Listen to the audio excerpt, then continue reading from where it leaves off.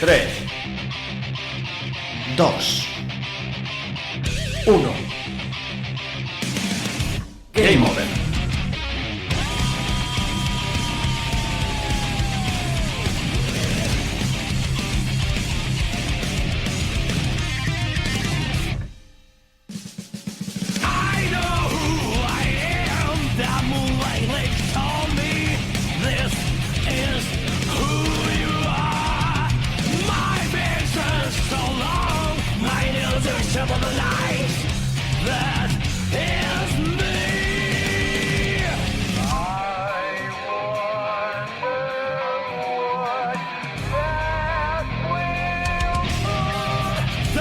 Bullshit blazing, still my heart is blazing. If the world kill me, I don't need a new one under you.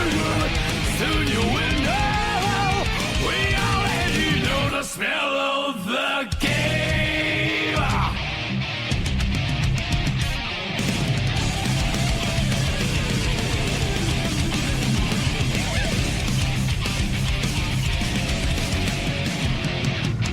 Y cuando son las 10:05 de este sábado 19 de abril, comienza el programa 826 de Game Over, el programa de los videojuegos de Radio Despí, donde os traemos las últimas noticias, analizamos Stellar Blade para PlayStation 5, en la loca historia de los ordenadores de los ordenadores personales.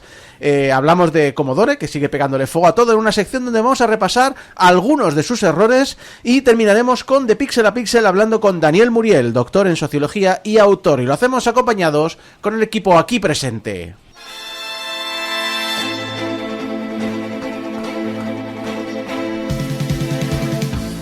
Y en los mandos de la mesa, el director técnico de este programa, tenemos a David Cordovilla. Buenas, es que... Uy, coño.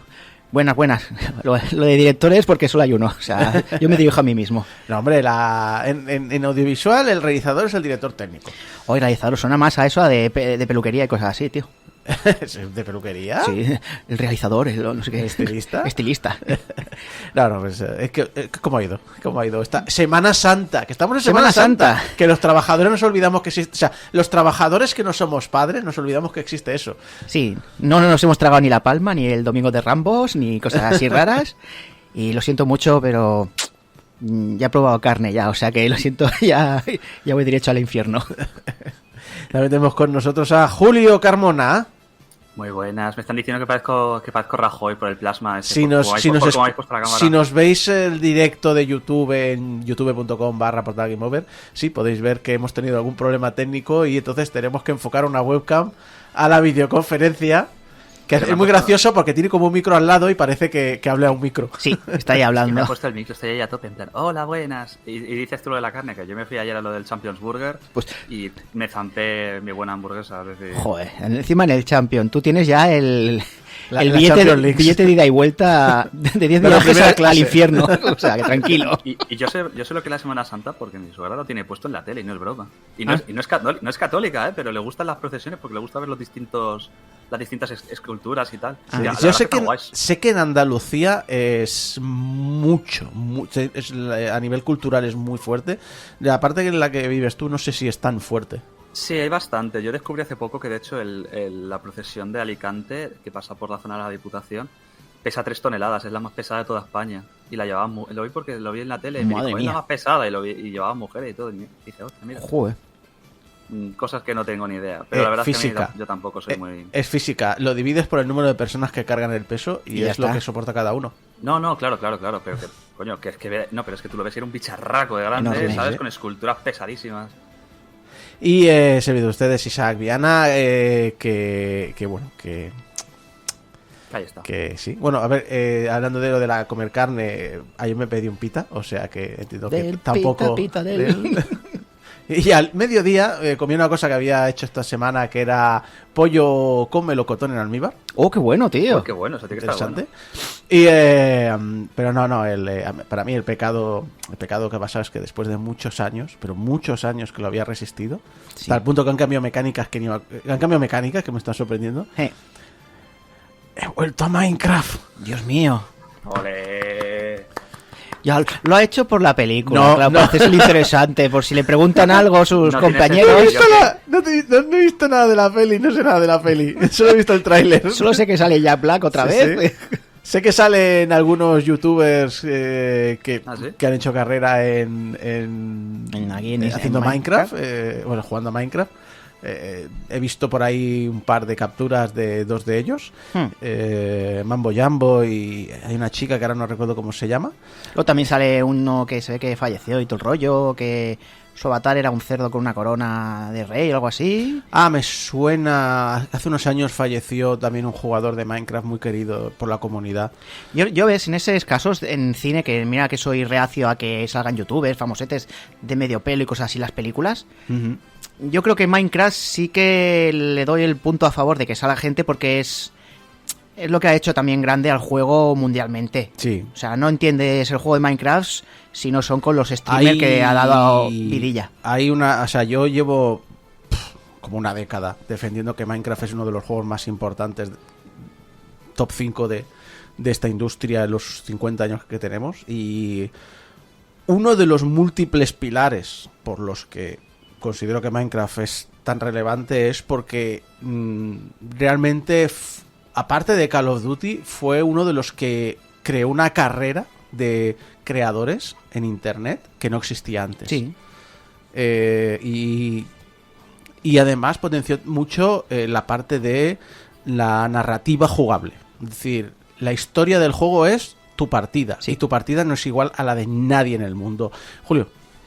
Sí, yo de la película tampoco he visto nada. Mi hermano la fue a ver y me dijo que es basura y quedarse corto. Pero eso es su opinión. Es decir, yo aquí Sí, no, sí. no voy a opinar por mi parte porque no la he visto. Pero sí que es cierto que lo que más he visto de la peli es que la han liado, la han liado parda, porque al final son. Soy muy crítico con esto de los memes que hay ahora mismo por internet y tal, con la cultura del meme. Tralalelo, tralala. Sí, que hay a partir de la generación Z tardía, ya alfa y lo que coño venga, porque no lo sé.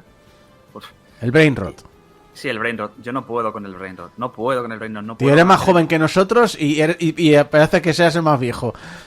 A ver, estoy en Game Over. Ya. Desde hace 3 años. Y es que como a mí, Plantéatelo. a mí Brain Rot me suena a eruto de cerebro o algo así. Sí, es básicamente. Pudredumbre de cerebro significa. Bueno. Sí, es que es eso. A mí no me gusta. A mí sí, a mí. Pero a mí no me gusta porque me parece. Es que es lo que es, me parece estupidísimo. Yo es que Y cuando los veo tirar palomitas a la pantalla o. Checa, yo que me digo. Yo es que lo Yo siento. soy como un señor mayor. Sí, sí, tal cual, porque a mí me hace gracia, además, hace unos meses incluso hice la broma en internet, en Twitter, la gente, en plan de... La gente de hoy, oh, que los millennials, además Sí. puso los millennials. Los dice, Enias. los millennials, oh, esta generación joven que hace humor brain rot, que no tiene ni puta idea, no hacen ni puta gracia y tal. También los millennials. Y puse un clip de Laura Chanante, Sí. de cantando la canción aquella de la Vuelta Ciclista. No me acuerdo. Me estoy volviendo loco. Ah, sí, me estoy volviendo- Pero al estilo Chanante. Ha dicho charante. Y es un... es la misma puta mierda. Sí. Y además explícale a alguien. Te diría a ti como Julio, pero tú, Julio, te mueves más en ambiente cultural. Pero explícale a alguien de la edad de Julio ¿Mm? la relevancia de Chiquito. O explícale a un inglés o un francés la importancia de Chiquito, la cultura y la sociedad española. Hombre, si tiene hasta estatua y todo ahí. Claro, es decir, es la misma mierda de siempre, que a la gente mayor no le hace gracia y la gente joven es su cultura, es Sí. su lenguaje y es su forma de hacer comunidad entre ellos, Julio. Bueno, voy a corregir. A mí sí me gusta el brain rot porque de hecho en Instagram me salen muchas cosas de brain rot, de que es un humor muy tonto. Pero lo que no me gusta es el liarla por liarla. Y esa ¿sabes lo que te quiero decir? Sí. Esos gritos, eso tirar palomitas, eso, porque han salido cines que han reventado esta butaca, digo. Por Dios, que esto Ya, no es una pe- película pe- mediocre. Pero que eso ha pasado toda la vida. Ya. Es No, que- si no les culpo a ellos, es decir, Ya. Es el mismo caso que pasa con los forofos del fútbol cuando pierde su equipo. Pero ¿sabes bueno. lo que quiero decir? Luego se quejan de que tenemos introducciones largas. perdón. También quiero hacer una llamada a la gente aquí del chat que está comentando en youtube.com/portal Game Over. Por ejemplo, Autocomón, que dice: buenos días, noches en mi caso, son las 4 de la mañana acá. Joder. Pero bueno, vamos a empezar con las noticias. Vamos a empezar porque antes de todo esto quiero avisaros de una cosa. quiero avisaros de que PlayStation 5 ha subido el precio. ¿Otra vez? Lo pone en su blog oficial, cito: debido a estas difíciles condiciones económicas, Sony Interactive Entertainment ha tomado la difícil decisión de aumentar el precio de venta recomendado de PlayStation 5 en determinados mercados de Europa, Oriente Medio y África, Asia-Pacífico, Latinoamérica y Canadá. No habrá aumento de precio en Estados Unidos. Así que ya lo sabéis, ahora la consola digital valdrá $450 y la física unos 550. No, espera, me he equivocado. Esto es cuando subió el precio de su consola en 2022. Ah, vale. Esta es la cita actual. En un entorno económico difícil, con una inflación elevada y tipos de cambio fluctuantes, Sony Interactive Entertainment ha tomado la difícil decisión de aumentar el precio de venta recomendado de la consola PlayStation 5 en determinados mercados de Europa, Oriente Medio y África, Australia y Nueva Zelanda. Ahora, ¿En Estados Unidos no? ¿En Estados Unidos no? No. Ahora la PlayStation 5 valdrá 500 euros la digital, ¿eh? Madre mía. Pero, a cambio, ¿Sí? le baja el precio al lector de discos. Ahora pasa de 120 a 80 euros. Y me parece que había escuchado de que iba a subir otra vez el precio del PlayStation Plus. Hombre, Sí. Pasa que lo has hecho mal, Isaco. es que Lo has hecho mal. yo te digo, Porque parece... Perdona, sigue. sí, no, te iba a decir que en el chat, Sí. Roberto Pérez dice: me he acabado comprando los dos últimos juegos que habéis hecho reviews, el Silent Hope y Metaphor. Espero no caer con el de hoy también. Pues chico, el de hoy es solo para PlayStation 5, o sea que como Sí. no la tengas ya, te acaba de subir el precio de la consola. Cuando has citado la cita de que ha hecho Sony sobre por qué, parecía la sinopsis de una película de estas de apocalípticas de en un entorno económico difícil, con una inflación elevada y tipos de cambios fluctuables, Sony ha tomado la decisión de aumentar el precio. Umbrella. Presta el Pliskin para salvar al presidente de los Estados Unidos y cosas así. Pero bueno. Dice Roberto Pérez: serán 500 euros, pero al menos los juegos solo valen 80 euros, no como Nintendo. Perdona, el Donkey Kong Bonanza vale 80 euros.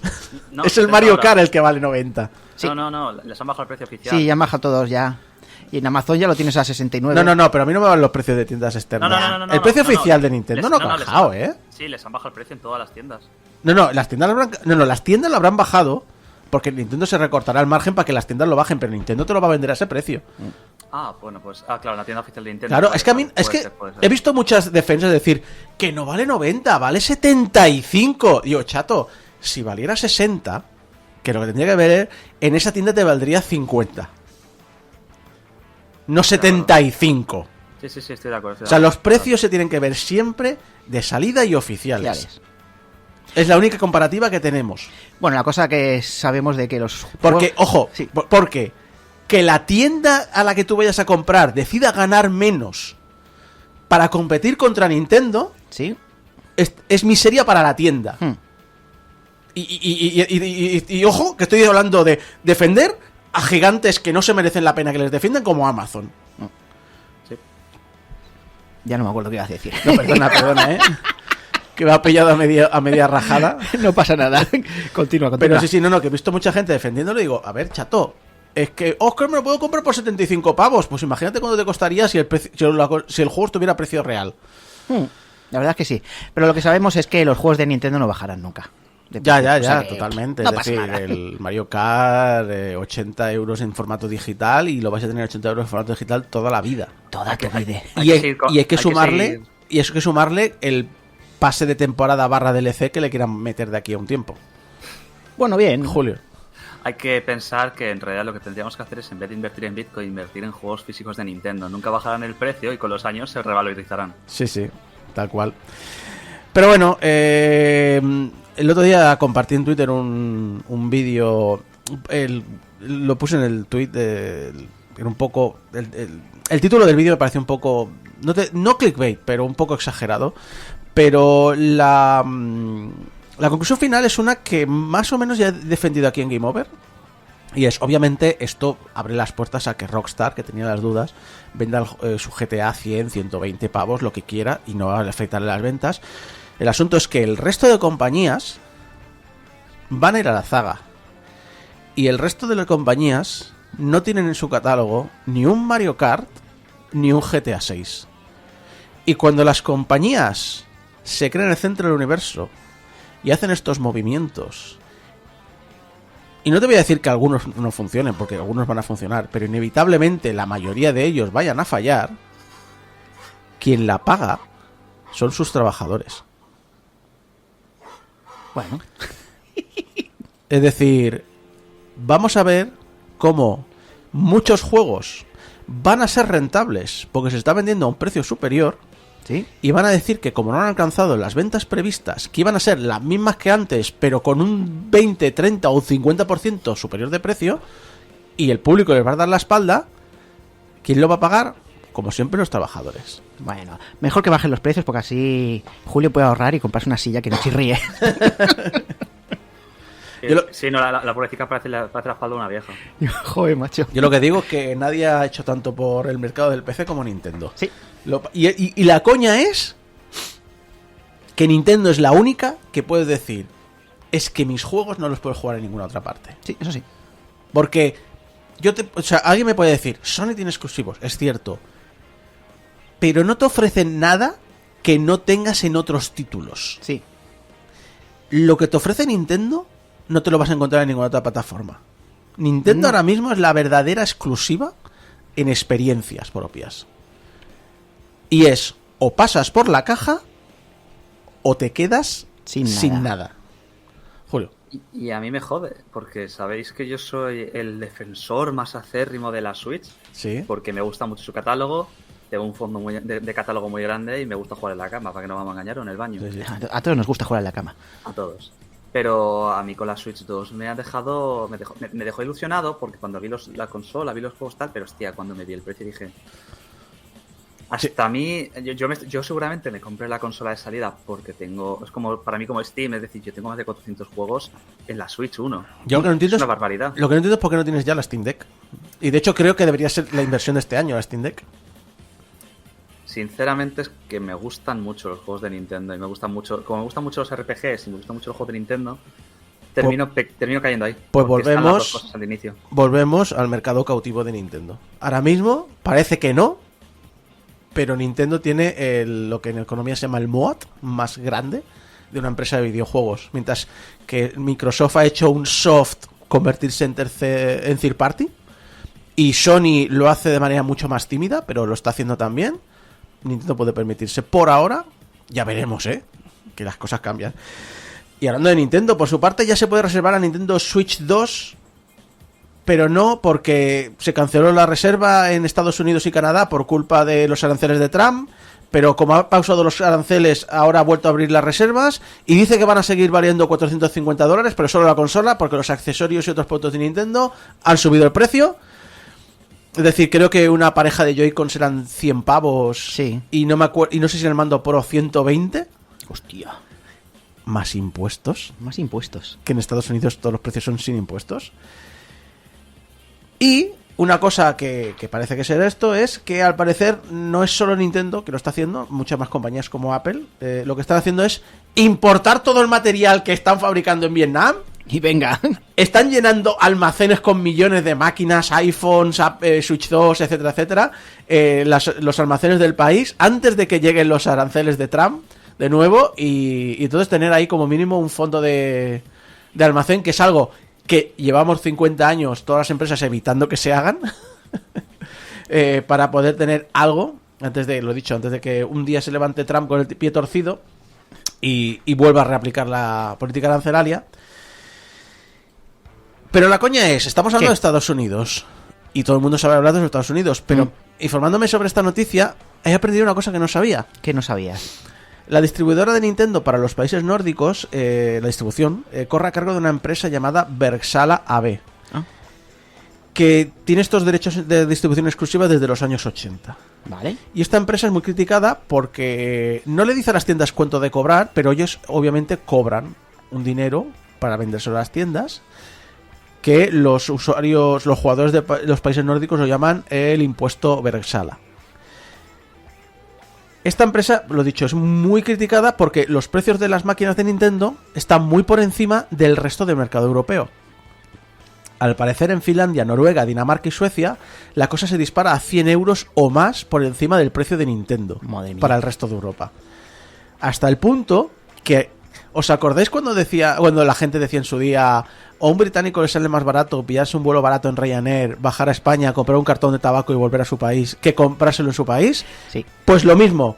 Algunos escandinavos están hablando de coger un vuelo el día de salida a Alemania, comprarse la Switch 2 allí y volver a su país, y aún así se ahorran dinero. Sí.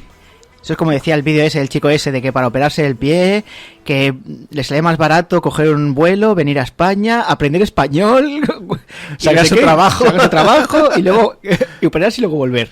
Y aún así le sobraba dinero. Sí. Eso Pirate Software lo habló mucho. Es decir, obviamente los precios de Estados Unidos están disparadísimos, pero es que luego los precios de los hospitales están aún más disparados. Tuvo una enfermedad Pirate Software, eso lo explica, y puso las facturas y tal. Tuvo una enfermedad vírica bastante grave, y entonces cuando le curó el hospital le dio una factura por $98,000 Sí. por medicamentos. ¡Hostia! Y entonces vino la aseguradora y dijo, vale, yo solo cubro $18,000. Y Pirate Software se cagó vivo. Claro. Dice, ¿dónde saco yo $80,000 para pagar mi deuda? Entonces el hospital dijo, no pasa nada, declaramos los $80,000 que faltan a pérdidas. Y resulta que esto es lo que se hace normalmente. Es decir, $18,000 Sí. ya es Ya es infinitamente mucho. más de lo que paga el gobierno español por ese tratamiento. Es decir, Sí. que es muchísimo más barato, y además cubrimos enfermedades que en otros sitios no te cubren. Es decir, ya el hospital y ya la aseguradora están ganando dinero. Pero luego además el hospital declara los $80,000 como pérdidas, y si esto lo multiplicas por todo lo que hace a lo largo de todos los días, durante todas las semanas, de todos los meses del año, no paga impuestos porque los hospitales tienen pérdidas. Qué bien. Madre mía. Sanidad privada. Sí, cuando veis los vídeos de la gente en América que los meten en ambulancias y el tío abre las puertas, aun estando herido, y todo lo sale corriendo, es porque vale, no sé si son $2,500, o de $2,500 hasta $1,000 un viaje en ambulancia. Joder, macho. De hecho hay un canal de YouTube que sigo, que son una pareja, y él tuvo un apendicitis, y estuvieron con el apéndice reventado, estuvieron media hora mirando hospitales que estuvieran a menos de 25 millas de su casa, y llamándoles para saber si les entraba su seguro. Luego, obviamente, coger su coche personal para ir hasta el hospital, y luego aceptar de que el seguro no les iba a cubrir toda la estancia, pero como ellos están en una situación de privilegio, es decir, entendemos que nosotros estamos en una situación de privilegio, vamos a esperar todo lo que tengamos que esperar. Pero que se quede aquí en el hospital y que se cure bien. Sanidad privada. Para que veas. Dios, es más barato, es mejor que te mueras en la calle. Yo preferiría morirme en la calle a que me llevaran a un hospital en Estados Unidos. Bueno, hablando de cosas cosas muertas, Tequila Works, Venga, lo siento. que está vendiendo su licencia hasta declararse insolvente. Esto incluye sus juegos lanzados, títulos en desarrollos y la marca como tal. Cada una de estas propiedades está subastando por separado, y están en la web de Scrapali, las podéis buscar. Y por ahora, por poner unos ejemplos, Rime lleva 150 pujas, y ahora mismo la puja máxima está por valor de 15.500 euros. Me parece baratísimo. Sí. Deadlight lleva 159 pujas por valor de 20.001 euros. Típico listo que pone la puja máxima €1 1 extra, y se va a dormir sabiendo de que la mayoría de gente pone números redondos y él... Chiquichín. Guild lleva 150 pujas también por 15.500 euros. Y la marca Tequila Works, los derechos de la propiedad de la marca, las redes, la web, pero ninguna de sus obligaciones. Es decir, no te comes nada malo, o sea, no te comes nada asociado a ellos, solo te llevas los derechos de la marca. ¿De marca? Lleva 63 pujas por valor de 2.450 euros. Me parece poco. Poquísimo. Poquísimo, me parece De poquísimo. barato podríamos comprar la marca y llamarnos Tequila Works ahora. Si no, Tal Tequila cual. Wars Obligations, lo Sí, que sí. sea. Es que realmente... Tequila Over. nos llamamos Es que yo Tequila Over. creo que hacer tú la marca comercial es más caro que esto. Sí. Ya tienes todo hecho. Y hablando de cosas, de empresas que se están rehaciendo y deshaciendo... ¿También muertos otra vez? ¿Más muertos? No, esto es lo que hablaban de se está muriendo y Bueno, esto no, estaba de parranda. Hablamos de zombies. Venga. Sí.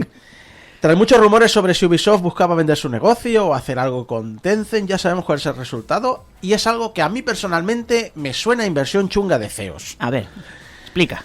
Quiero decir, Ubisoft ha creado una subsidiaria. Esta subsidiaria, Tencent ha adquirido una participación minoritaria.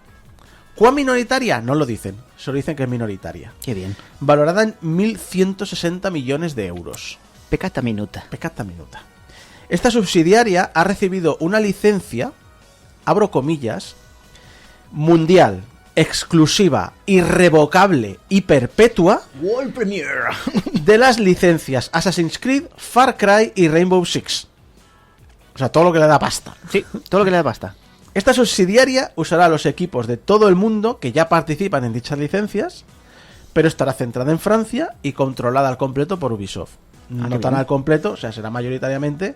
Pone que está completamente controlada por Ubisoft, pero entiendo que si Tencent tiene una participación minoritaria, algo de voz tiene. ¿Qué pasará con su deuda? Que dice Ubisoft, esta inversión de Tencent le ayuda a reducirla con el resto de su catálogo, con los trabajadores que no forman parte de esta nueva subsidiaria. ¿Quién sabe? ¿Quién sabe? Pero yo no me fiaría mucho, porque esto, ya digo, a mí estas inversiones chungas huelen a lo mejor sale a cuenta matar a la compañía madre, todas estas licencias que no dan tanto dinero, venderlas, como hemos hablado antes, de Tequila Wars. Y esta es la nueva Ubisoft, que no es Ubisoft, pero es Ubisoft, ¿Es Ubisoft? con todo lo que da pasta. Bien. A mí no me extrañaría que fuera una técnica para quitarse mierda de... o sea, despedir a gente a saco gratis, quitarse un montón de deuda y mierdas asimilares, y empezar de cero sin empezar de cero. Si empieza de cero. A mí me huele a eso, o sea, no sé, yo no soy aquí ningún experto, pero bueno, es lo que ocurre. Lo llamaremos subidos. Ubi2. Ubi2.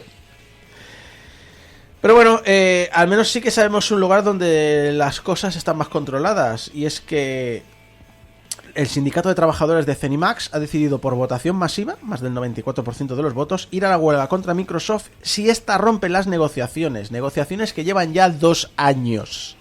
Joder. Zachary Armstrong, miembro del sindicato, indicó: salarios insuficientes y las costosas iniciativas de vuelta a la oficina han hecho que muchos de nosotros pongamos nuestras vidas en pausa porque nuestros ingresos no se ajustan ni siquiera al aumento de coste de vida en las ciudades donde Zenimax insiste que vivamos y trabajemos para mantener el empleo.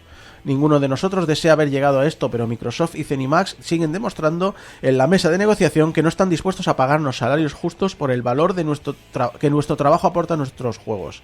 Nosotros les demostraremos lo valioso que es nuestro trabajo. Aubrey Litfeld, también del sindicato, añade: pagar a los empleados un salario digno siendo una empresa multimillonaria es lo mínimo que podrían hacer. Sin embargo, cuando se aborda en la mesa de negociación, Microsoft actúa como si pidiéramos demasiado. Nuestros trabajadores temporales internos han estado trabajando con salarios mínimos y sin prestaciones, incluida la baja por enfermedad remunerada. Los trabajadores están decidiendo no establecer una familia debido a la incertidumbre económica. Hemos publicado varios títulos mientras trabajamos en remoto. ¿Cuándo suficiente será suficiente? Es lo de siempre, tío, lo de siempre. Espero, a ver, que les vaya bastante bien a los de CMAX. Sí, sí. Pero bueno, ya sabéis que en muchos países los derechos sociales que se han luchado y tanta gente ha sacrificado su vida por que los tengamos no suelen estar tan disponibles. Hay otras empresas, sin embargo, que las cosas les van bien sin esforzarse demasiado. Estamos hablando de CD Projekt. Lo que no sé si han cumplido sus promesas de no explotar a los trabajadores, porque sabemos que han pasado por varias polémicas de estas y han prometido cambiar las cosas. Supongo, ¿cómo se llamaba el Julio? Tú seguro te acuerdas más. ¿Cómo se llama este periodista perdón, Jason Schreier. Jason Schreier. Tendremos que esperar a que Jason haga otro artículo. Si pasa algo, seguro que Jason estará allí. Lo dicho, CD Projekt les ha ido muy bien el año fiscal 2024. Tanto que a pesar de que no han lanzado ningún juego importante, han hecho posts principalmente y demás, ha sido el tercer mejor año de su historia en beneficios. 121 millones y medio de dólares. Poca broma, ¿eh? O sea, está rollo de mantenimiento y llevarse una buena pasta, y no solo una buena pasta, sino ser el tercer mejor año de su historia. Estamos hablando de una empresa que ya ha ganado últimamente con el lanzamiento de... ¿Cómo se llama el DLC de Cyberpunk? Sí, ostras, no me acuerdo. Phantom Liberty. Sí, Phantom Liberty. No está nada mal. Esperemos que esta inversión de dinero vaya acompañada de que sus trabajadores también puedan vivir dignamente.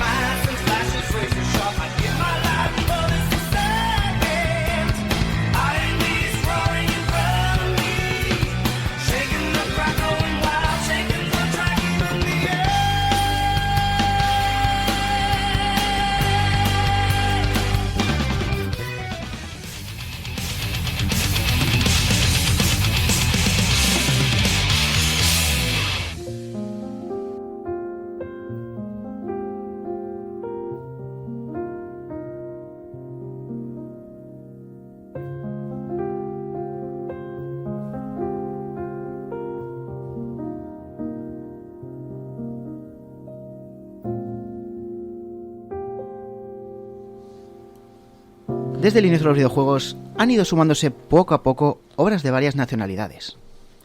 En principio tuvimos a USA, que son los que trajeron el videojuego aquí más o menos, ¿no? Con Atari y todo el rollo, ¿no? Más o menos, ¿o qué? Sí, a ver, los ordenadores se consideran un invento estadounidense. La primera consola fue la Magnavox Odyssey en el 72, que eso es americana. La primera recreativa, por tanto, la recreativa electrónica, que fue Pong, podríamos decir, que es también americana. fue de ese año, americana. O sea, el impulso inicial sí. Sí que es. Sí que es cierto que depende en qué generación hayas crecido, pues... Es de América, pues sí. También hay que decir, un impulso muy potente vino por Space Invaders, que es japonés, Pac-Man, que es japonés, Donkey Kong, que es japonés, pero sí que es cierto que el inicio de todo, a lo mejor aquí no nos llegó ahí, pero el inicio de todo fue americano. Sí. Americano. Pues bueno, y un poco más tarde el gigante nipón salió a la palestra con innumerables títulos y juegos. En España incluso tuvimos una emergente industria de los videojuegos en el ámbito de los ordenadores personales. De eso ya os habrá hablado Isaco muchas veces. Sí, de hecho, incluso antes, el primer videojuego español que lo recoge, ahora no me acuerdo cómo se llama el libro. ¿Sí? Hay un libro aquí español que lo recoge, es una recreativa, ¿Sí? que es así un juego así matamarcianos, de 1980. ¿El Ave Fénix puede ser? No. No es el Ave Fénix. Es otro, ahora no recuerdo el nombre. Yo es que tengo muy mala memoria. Recuerdo las cosas, pero no los detalles. Bueno. Pero sí que el primer videojuego español que se conoce es eso. Bueno, también tenemos la Overcall, que fue la primera consola pirata clónica, que era una copia de Magnavox Odyssey en el 73 del mundo, pero... Vale. Pero sí, aquí tenemos también nuestros pinitos. Bueno, os sonará a todos con títulos patrios de la mano de Dynamic y Opera Soft, que la verdad fueron listos y aprovecharon el poco conocimiento que tenemos aquí y la escasa importación que teníamos en España de juegos extranjeros. Isaco os puede hablar mil cosas sobre cómo conseguía los juegos de MSX, con catálogo y todo así. Bueno, y muchos pero- de nosotros también igual. Pero bueno, que hacer clónicos de recreativa lo hacían todos los países. Sí. De hecho, incluso Japón... También hacía si queréis, luego en la sección de ordenadores comento que la ley de propiedad intelectual japonesa, tan dura que es hoy, Sí, no lo era Ah. en los principios de los 80. muy bien. Los chinos también van abriéndose poco a poco el mercado global de los videojuegos, con un gran juego, por ejemplo, llamado el Black Myth Wukong. Sí. Y esto Y- sería, ojo, hablando de lo que es el AAA que conocemos todos, porque recordemos que desde hace muchos años Tencent es la empresa de desarrollo de vídeo, bueno, es la productora de videojuegos más grande, con muchísima diferencia respecto al segundo. Sí, pero mucho, mucho. ¿Tú sabes cuando estás en la lista de clasificación de entre el 1 y el segundo? Sí, te Pues pega siempre segunda- hay un montón de diferencia. Pues así está Tencent, los cabrones. Uno de los últimos países en hacer sus pinitos en el mundo global de los videojuegos ha sido Corea. País que siempre oíamos hablar de él por su gran, y a veces enfermiza, afición a los juegos online, pero que ya pudimos hablar largo y tendido de un juegazo que es como el Lies of P, que aquí lo analizamos en Game Over, y se llamó muy buena nota. Hoy os traemos un juego coreano. Hoy toca el turno de Stellar Blade.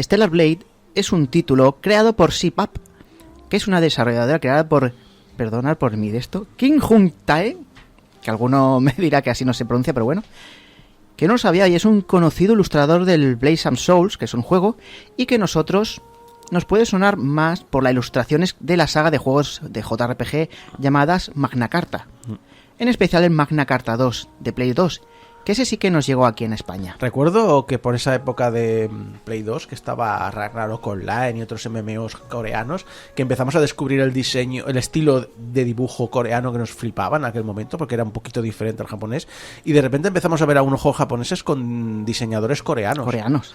Pues este, que es así, siempre tienen ese toque muy estilizado, un trazo muy limpio y todo el rollo, los coreanos. Y el Magna Carta es eso, seguramente lo habréis visto por algún sitio, porque son muy muy llamativas, la verdad. Pues eso, me perdí, perdona. Sí, no, tranquilo. Stellar Blade transcurre en un futuro distópico, donde la humanidad es obligada a huir de la Tierra a causa de los naitivos, unos invasores del espacio que logran diezmar a la humanidad. Y es eso, obligarles a buscar refugio en las estrellas. Pues tan nativos no serán de la Tierra, ¿eh? Si vienen del espacio exterior. ¡Ay, Dios mío! Chiste de mierda Chiste a las 10:42 a las 10:40 de la mañana. Muchas gracias, señores. Pues eso, años más tarde, la computadora madre, porque todas las computadoras se llaman madre, cago en la hostia, envía a un ejército entre los que se encuentra Eve, que es nuestra protagonista, que solamente la habéis visto en las portadas, en algunos vídeos. Esa se llama Eve. Que intentarán todo el ejército por todos los medios diezmar a los invasores y en especial a los llamados naitivos alfa, que son pues eso, unos naitivos, pero encima son chungos, que no veas. ¿Qué es eso? Te venden cursos de ligar. Son los más peligrosos. Por azares del destino, nuestra protagonista se encuentra con un humano vivo, llamado Adam, que gracias a su ayuda logra sobrevivir y este le enseña una ciudad donde aún residen los pocos humanos que quedan.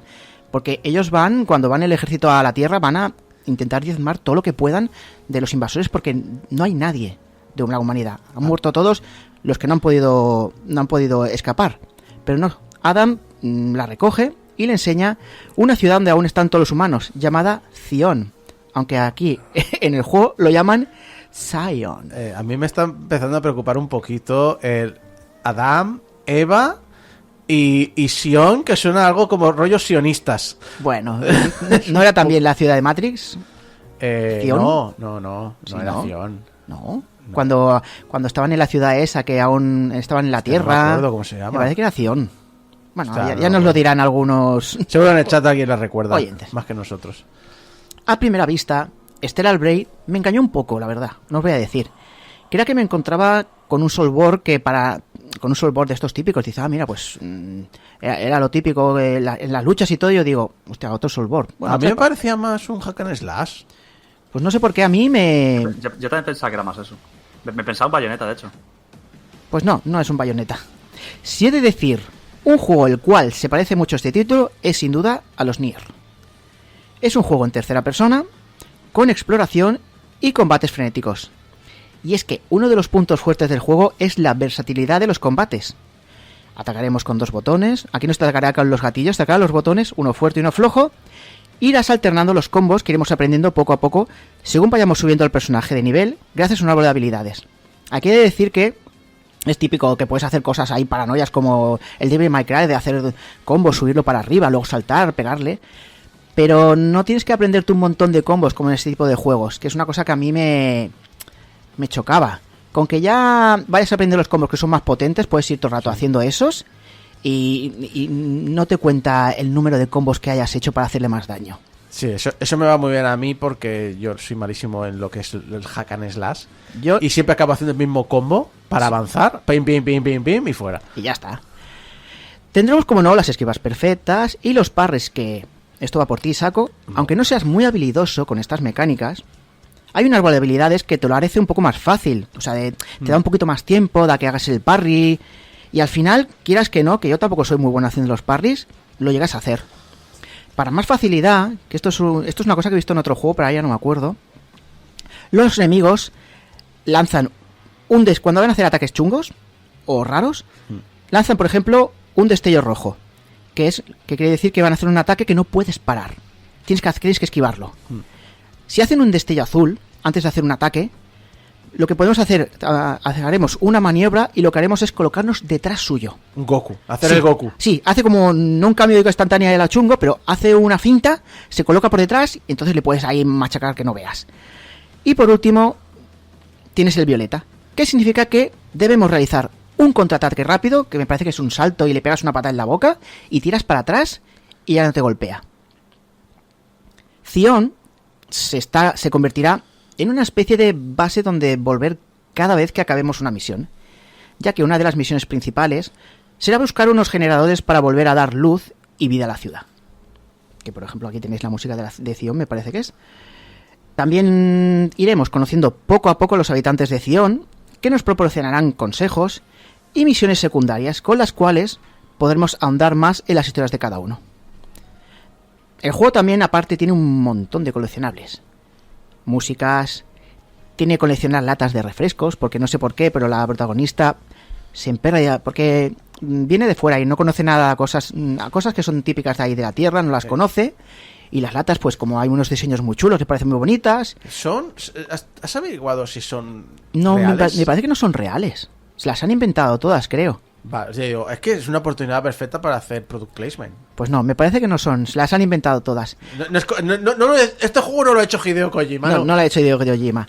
Mola porque hay más adelante sale otra protagonista más, que es una ingeniera, una mecánica, que como ve que la Eve pues tiene bastante, le gustan mucho las latas, le construye como si fuese para poner las latas ahí decoradas, como si fuese de coleccionista ahí, para esta. Y la verdad es que coleccionando las latas, si bien paran cosas, porque cuando coges 5 latas, pues tienes más vida. Cuando coges 10 latas, más no sé qué. O sea, te incita un poquito de ir coleccionando las latas, pero aparte te dan un bonus para algo. Es un poco, te incita a explorar para conseguir power-ups, ¿Sí? que es un poco Metroid. Sí. Pero qué raro que sean latas, ¿no? Sí, son latas, pero no sé por qué, pues le gustan. Le gustan porque es una cosa que ¿Qué le hace gracia? le hace gracia. Pero tú imagínate hoy, una lata. Sí. Siento que mi vida ha mejorado. No, pero mira, las tiene ahí puestas de coleccionistas. La verdad que está muy chula, la verdad, la chica. También tienes gafas, pendientes y trajes para nuestro protagonista, que hay un montonazo. Aparte tienes un radar también para localizar a los enemigos. Más tarde, si el radar lo subes, puedes localizar las latas y todo el rollo. El juego en eso me gusta mucho porque te va facilitando el ir avanzando, el ir coleccionando. A mí me gusta que estos juegos o sea, me gusta mucho esta parte de exploración porque me incita a conocer más el planeta y mejorar el personaje, me recompensa, pero al mismo tiempo me gusta mucho que estos juegos que se basan tanto en el coleccionar, si te dedicas a coleccionar, te den ayudas para que sea más fácil, porque el final siempre a todo el mundo va a haber algo que no se nos da bien. Algunas personas mirar aquí, otras personas saltar, y el hecho de que te voy a ir dando ayudas para que la parte final, que es la parte más tediosa, que ya no tienes nada más por lo que... O sea, estás jugando solo por hacer 100%, pero realmente ya no lo necesitas. Digo, mira, te voy a dar una ayuda, termínalo, siéntete bien porque has completado el 100% de lo que estés haciendo. Eso me parece... El bien. juego en todo, ya te lo he dicho, en combate, en esto, te da facilidades para que lo disfrutes y lo exprimas bastante bien. Y todo esto, que es una cosa que tampoco lo sabía cuando empecé a jugar al juego, que todo está doblado en perfecto castellano. No traducido, sino doblado. Y la verdad es que está muy bien doblado, la verdad. Una sorpresa que la verdad no me esperaba del juego. Y la música, hostia, es otro cantar. La banda sonora son ciento y pico pistas. Son guapísimas. Y incluso, si estás escuchando ahora, varias pistas cantadas. Perdonad. Sí, se os meterá en la cabeza. Incluso, os voy a decir que el 40% de las canciones están compuestas por Keiichi Okabe, que es el compositor de Nier. Es el de Nier, ¿verdad? Sí, Es lo el de Nier. sabía. Pues eso. Por eso, o sea, dice, oye, ya que voy a hacer un juego que se parece un poco a Nier, pues voy a contar con el hombre este. Voy a hacer Nier. O sea, yo quiero hacer mi Nier, pero no puedo hacer Nier. Entonces, voy a hacer mi Nier, Sí. que no es Nier, pero es... Pero es Nier. Es Nier, pero con la boquita pequeña. Es Nier. Es Nier. Nier. Nier. Pues entonces, Saeva, todo lo que has dicho es bueno. ¿Hay algo malo en el juego? Pues sí, hay algo malo en el juego. Pero lo malo me lo he encontrado fuera del juego. Y aquí lo siento mucho, pero aquí... Atención, porque viene un... no sé Esto si es rant tuyo. es un rant tuyo. Yo no me voy a meter aquí. ¿Vale? Como sabéis todos, sobre todo los que nos seguís durante años, cada vez tenemos menos tiempo para jugar y dedicar para analizar juegos. A mí me pasa que cuando quiero analizar algún juego, como es por ejemplo este Stellar Blade, pues muchas veces no me acuerdo de conceptos o nombres y tengo que ir mirando análisis para recordarme de ellos. Ostras, ¿cómo se llamaba la prota? No me acordaba, porque hace tiempo que lo acabé. ¿Cómo es el nombre de los enemigos? Hostia, naitivos, digo, coño, no me acordaba. La ciudad donde estaban, etcétera, etcétera, etcétera, ¿vale? Eso es la edad. Esa no es la es edad. el trabajo, es la edad. Bueno, y que también tendría que otra vez que como ahora estoy volviendo otra vez a hacer análisis, pues tendría que cogerme una libreta y empezar a apuntarme conceptos y cosas así raras y que no me pasase esto. Pero bueno, es la edad y el trabajo y todo. Y al leer varios análisis del juego, tanto en inglés como en castellano, me ha hecho un poco cabrearme. Y os explico por qué. Pocos análisis he encontrado hablando solo del juego. Hablaba de mecánicas, tipo de juego, poniendo más o menos nota. Y hasta aquí bien, porque ostras, cada uno pues opina y todo el rollo, y cada uno tiene, aparte de poder analizar bien el juego, pues cada uno tiene su opinión.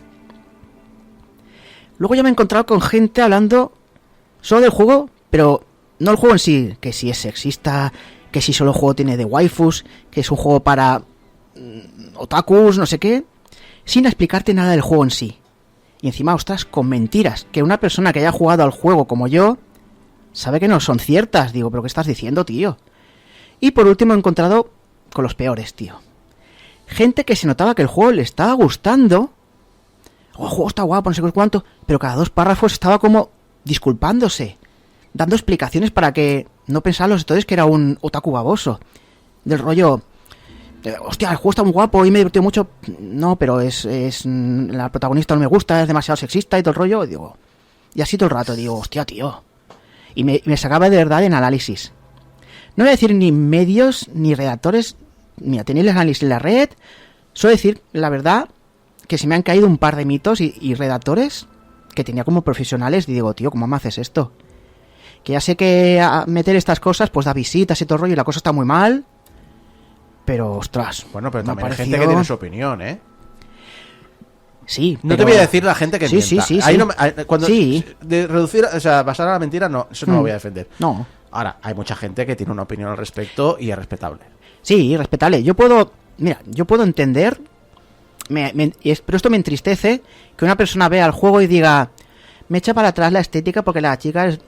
Digo, bueno, mira, lo a mí- entiendo, lo a- entiendo, no lo A mí- juegues. A mí me pasa. A mí me yo, pasa lo, muchísimo. yo lo confieso que a mí me pasa y cuando los materiales promocionales Sí. se ha jactado muchísimo en que el autor diga me he dedicado mucho a que disfrutéis del culo.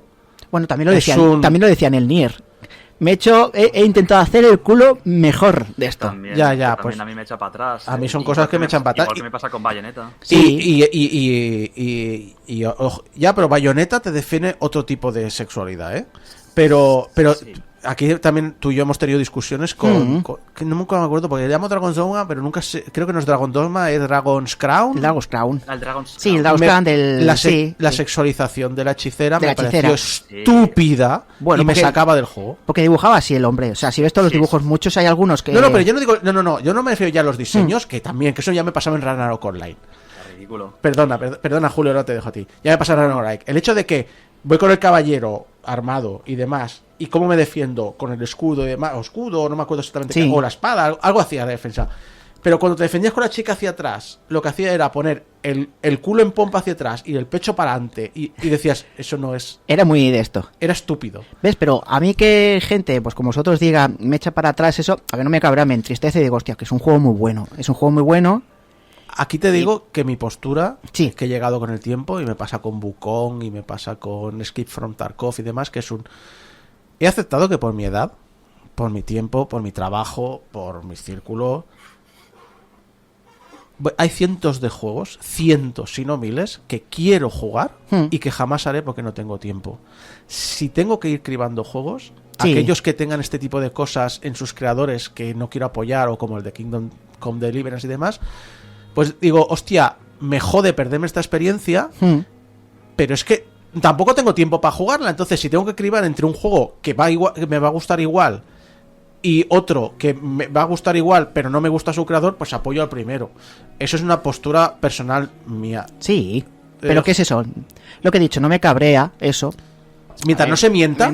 O sea, me entristece como cuando, hostia, yo pues doy a una persona, digo, juega un Dark Souls. Y veo que la gente, hostia, pues lo he intentado y no puedo. Pero bueno. Sí, no, pero eso ya es por mecánica, Por Julio. mecánicas. Julio, ¿quieres decir? Sí, pero te quiero decir que, ojo, yo por ejemplo que te he dicho con el juego este, con ¿Bayonetta? tanto con Nier como Sí. con Sí. Bayonetta, a mí me tira para atrás. Yo los he jugado, bueno, Nier no mucho, pero sí lo he jugado. Y Bayonetta me pasa a todos.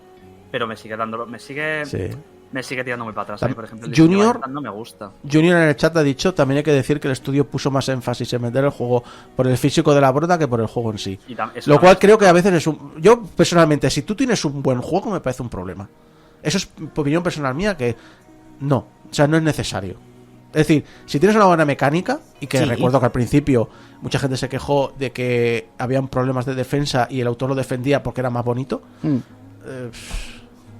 Pero eso, ya digo, mientras no se caiga lo que dices tú, y que creo que lo pones aquí, Sí. en las mentiras. Sí. Yo no digo, tú tienes que basarte en la verdad y luego ya basarte en lo que tú opines de... Por eso ha sido mucho el cabreo, porque ha habido otros análisis que han estado del juego y dices, pues no me ha gustado esto. Digo, hostias, lo entiendo. Yo he leído mentiras como que el juego son 20 horitas y yo estoy con 70, 80 horas y puedo hacer el New Game Plus, que encima el juego incita a ello, porque, ostras, ahora eres más potente, te pasas más rápido y encima es que el árbol de habilidades se amplía. O sea, Es un árbol solo para el New Game Plus. aparte tienes todo lo del New Game de antes, pero ampliado. Y puedes hacer mucho más cosas. O sea, es del rollo que la segunda vuelta te la pasas enseguida, si quieres. Yo recomiendo hacer todas las misiones secundarias, porque al hacer algunas desbloquea más escenario que está oculto. En un sitio dices, hay una ciudad que está inundada y no puedes ir para abajo. Dices, tú crees que eso es todo agua. Pues haces una secundaria y se desbloquea, se vacía todo el agua de abajo y tienes otra pantalla abajo para recorrer y es inmensa. Ostras, que los trajes son muy llamativos.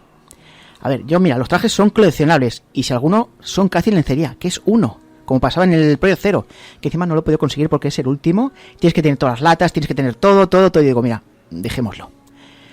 Pero llevas un poco por la gracia y al cabo del rato cambias, pues porque no pega con el juego. Dices, ostras, ¿qué hace aquí esta con este traje?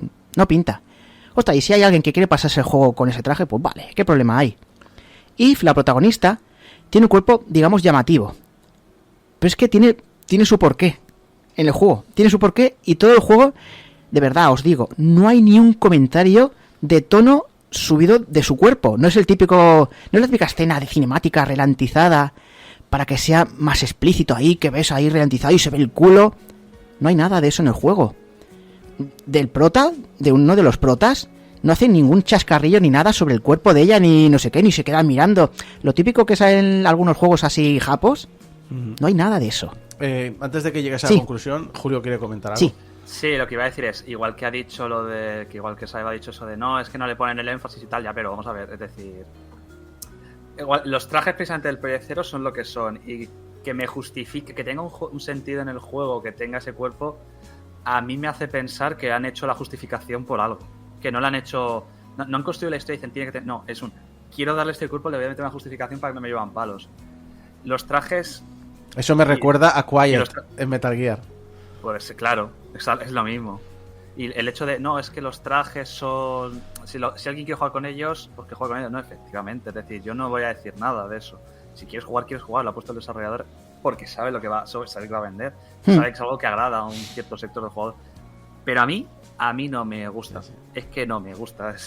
No, si realmente aquí, Saeva, lo peor que tienes tú es que este juego habilita a cierto grupo de jugadores bastante tóxicos. Sí, porque también, igual que ha dicho Saeva, Como que Grumf. hay un grupo de jugadores, hay un grupo que lo han criticado por eso y lo veo una postura lo veo una postura aceptable, es decir, lo has criticado porque no te gusta este tipo de... Sí, no. Es sexualización. Pero a mí el problema está con el grupo contrario porque unos critican por sexualización y los otros critican por no, es que todo es de cristal. Y yo, no señor, es que es verdad. No, eso tampoco no. pero no Sí, sé. sí, no, por eso te digo que está muy bien que defiendas esto, pero es que que lo tengas puedes- en lo puedes cuenta, disfrutar. ya digo, que lo puedes disfrutar y ya está, y todo el mundo puede disfrutar el juego que te dé la gana, pero por ten en supuesto. cuenta que tienes compañeros de viaje peligrosos. Claro. Claro. Es Yo creo decir, que compañeros y peligrosos hay en todos los bandos, ¿eh? No, en todos los bandos. en todos los bandos los hay, ¿sabes? Por eso, por eso. Eso no te preocupes, pero te estoy advirtiendo, aquí hay un sector, ya no debo decir ni el Gamergate, incluso a la derecha del Gamergate, y son los que hacen lo que hacen mucha fuerza, por desgracia, este tipo de productos. Que en otro caso, es decir, tienes el mercado hentai y no hay ningún problema porque sabes lo que va. Claro. De hecho, nunca he tenido quejas del Senran Kangura porque no te vende otra cosa. No, y hay no te mucha vende gente otra cosa. y hay mucha gente que intenta, O los Necopara, tío. exacto, también hay mucha gente que intenta vender mentiras en el otro bando. Entonces es lo jodido. Que no se puede separar a veces este concepto del juego en sí. Y que tienes que tenerlo en cuenta. O sea, que forma parte del juego. Hay que aceptarlo como parte del juego. Bueno. Para acabar este análisis, que ya me estoy encendiendo. Lo pone, no por los vuestros comentarios, sino lo tenía en el guión así puesto. Es un juego de esos que estás deseando. Ostras, yo lo hablo por mi experiencia. Estaba deseando llegar a casa para poder jugarlo porque los combates, que es mucho tanto por ciento del juego, son divertidísimos. Y en cuanto tenga un hueco, yo le daré al New Game Plus, porque es eso, ya os lo he dicho, ya te conoces las mecánicas, todo es súper poderoso y te lo vas a pasar en un momento. Además te viene de puta madre que hace ya tiempo que no juegas y no te ya te estás olvidando de las cosas. Ya me estoy olvidando las cosas. Así que la nota, ya los podéis imaginar, es un...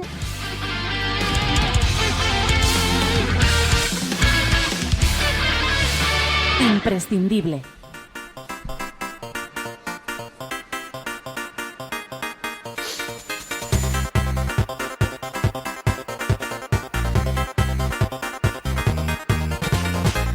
La loca historia de los ordenadores personales. En este año estamos repasando la historia de Commodore. Y acabamos la última sección con una promesa.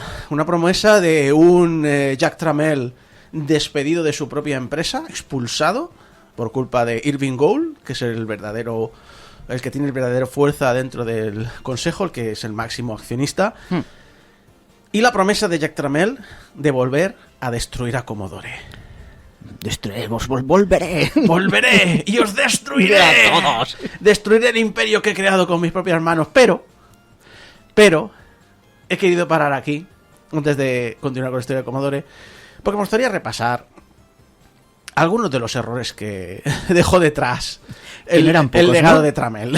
Porque pasaron muchas cosas en la historia de Commodore que, como he dicho, acabó pegándole fuego a todo. Start the fire. It was always burning since the world's been turning. We didn't start the fire. No, we didn't light it, but we tried to fight it. Como David Hasselhoff canta aquí, no empezamos el fuego, ¿no? Lo hizo verdad. Jack Tramiel porque a lo largo de su historia siempre hablamos de... Hay una cosa que me molesta mucho, que es mitificar a gente. Yo soy bastante anti-mitos.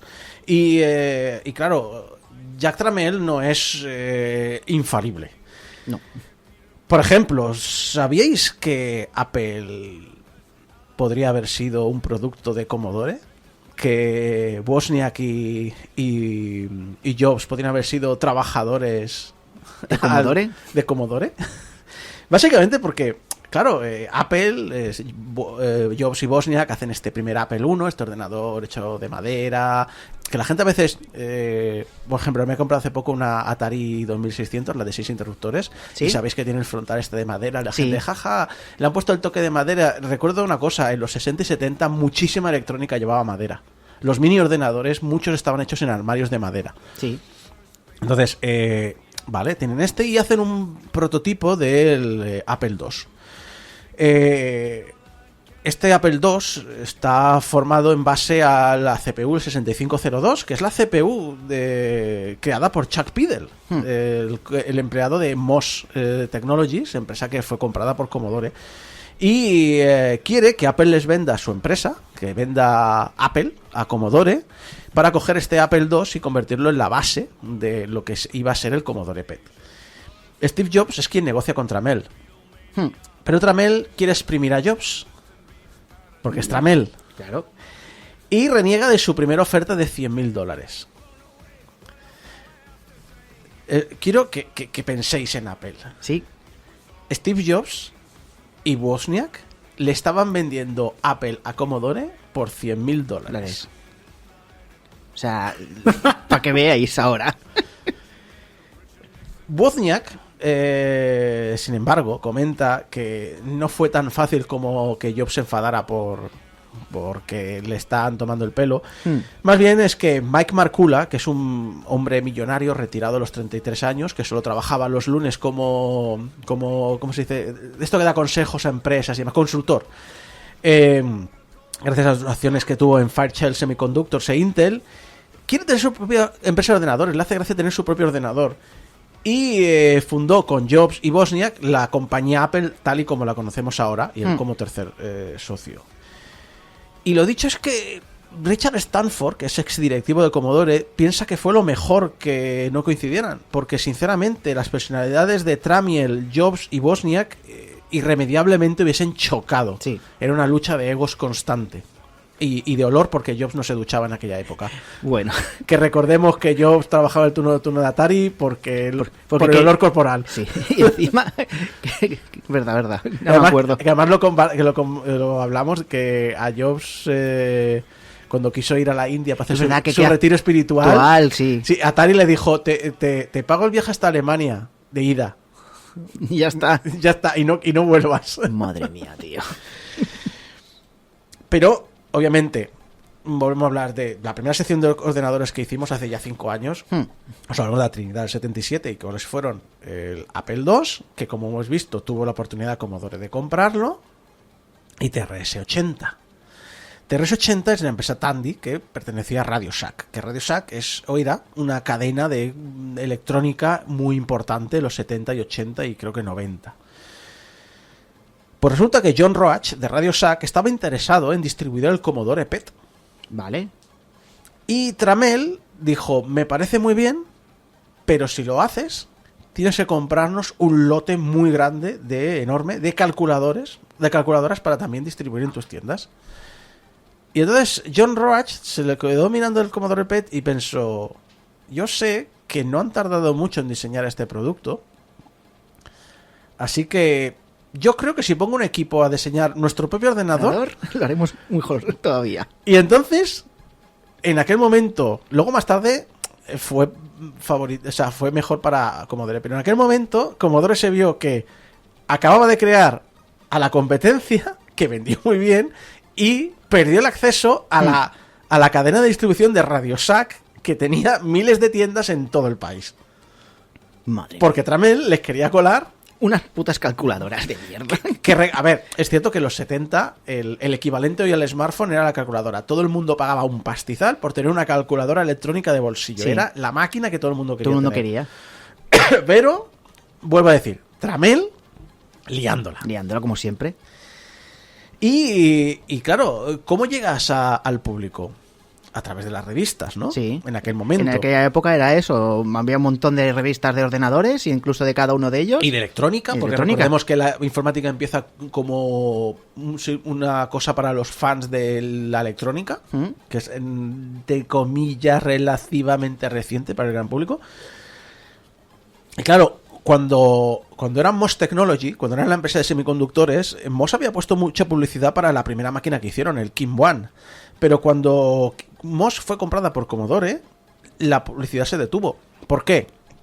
Porque Tramell lo que esperaba era publicidad gratis a través de los análisis de los productos.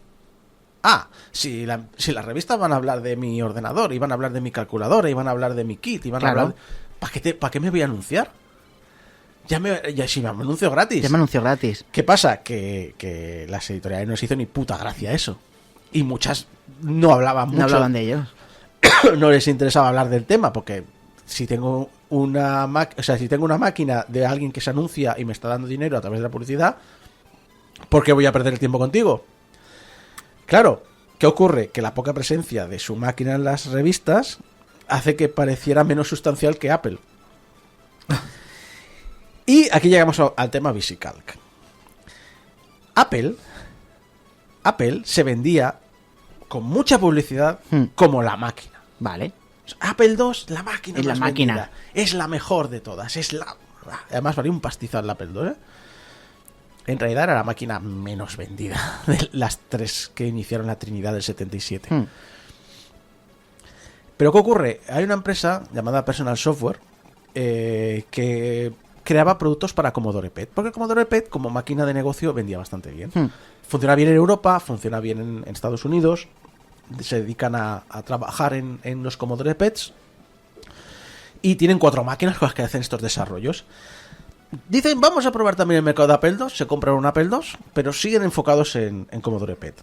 Y entonces llega un grupo de Harvard, que por cierto esta semana están muy de moda porque están en guerra contra Donald Trump. Es verdad, porque les ha quitado presupuesto, me parece, o algo así. Les ha quitado dinero, ahora le está diciendo que les va a obligar a pagar impuestos, etcétera, etcétera. Dice, porque básicamente el gobierno está diciendo cómo tienen que gestionar la universidad. Lo dicho, esta gente que viene de Harvard dice, tenemos una idea de un producto, queremos hacerlo, y se lo ofrece a Personal Software, pero en ese momento todos los PETs están ocupados porque es la máquina de la que quiere la gente desarrollar software. Y dicen, mira, el Apple II ahora mismo está libre, si queréis desarrollarlo allí. Y claro, los chavales de Harvard solo tenían una idea de una cosa que querían desarrollar, les daba igual la máquina, eran bastante agnósticos en este aspecto. Entonces crean VisiCalc, que para que nos entendamos es una especie de Excel. Es un Excel, es una tabla de cálculo, es una hoja de cálculo. ¿Qué ocurre? Que de repente es la aplicación que todos los contables quieren tener.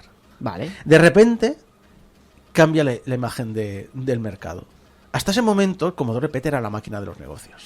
Apple II era una máquina de juegos cara. Sí. Dice, es un ordenador, pero solo sirve para jugar. Solo sirve para jugar y punto. Para eso me compro un Atari 2600. Claro. Bueno, un Atari VCS en aquel momento. ¿Para qué me voy a comprar un ordenador que vale $2.700? No me acuerdo. Y encima cuánto de la valía. época. Sí, de la época De además. la época. ¿Qué ocurre? Que llegaron los contables a las tiendas y dicen, necesito el VisiCalc. Y los de la... Claro, pero recordemos, en esa época los ordenadores personales prácticamente no existen. No. Y entonces, claro, los de las tiendas, ¿vale? ¿Tienes ordenador? No. Pues aquí tengo un Apple II con una unidad de disco y te vendo con el VisiCalc. ¿Qué ocurre? Que de repente eso es lo que hace despegar las ventas de Apple II. Apple II. Claro, VisiCalc salió a la venta en aquel instante a $100. Vale. Vende tanto que Sí. lo suben a $150. Qué cabrones. De hecho, vende tanto Sí. que Personal Software en el 82 se cambia el nombre a VisiCorp. A VisiCorp.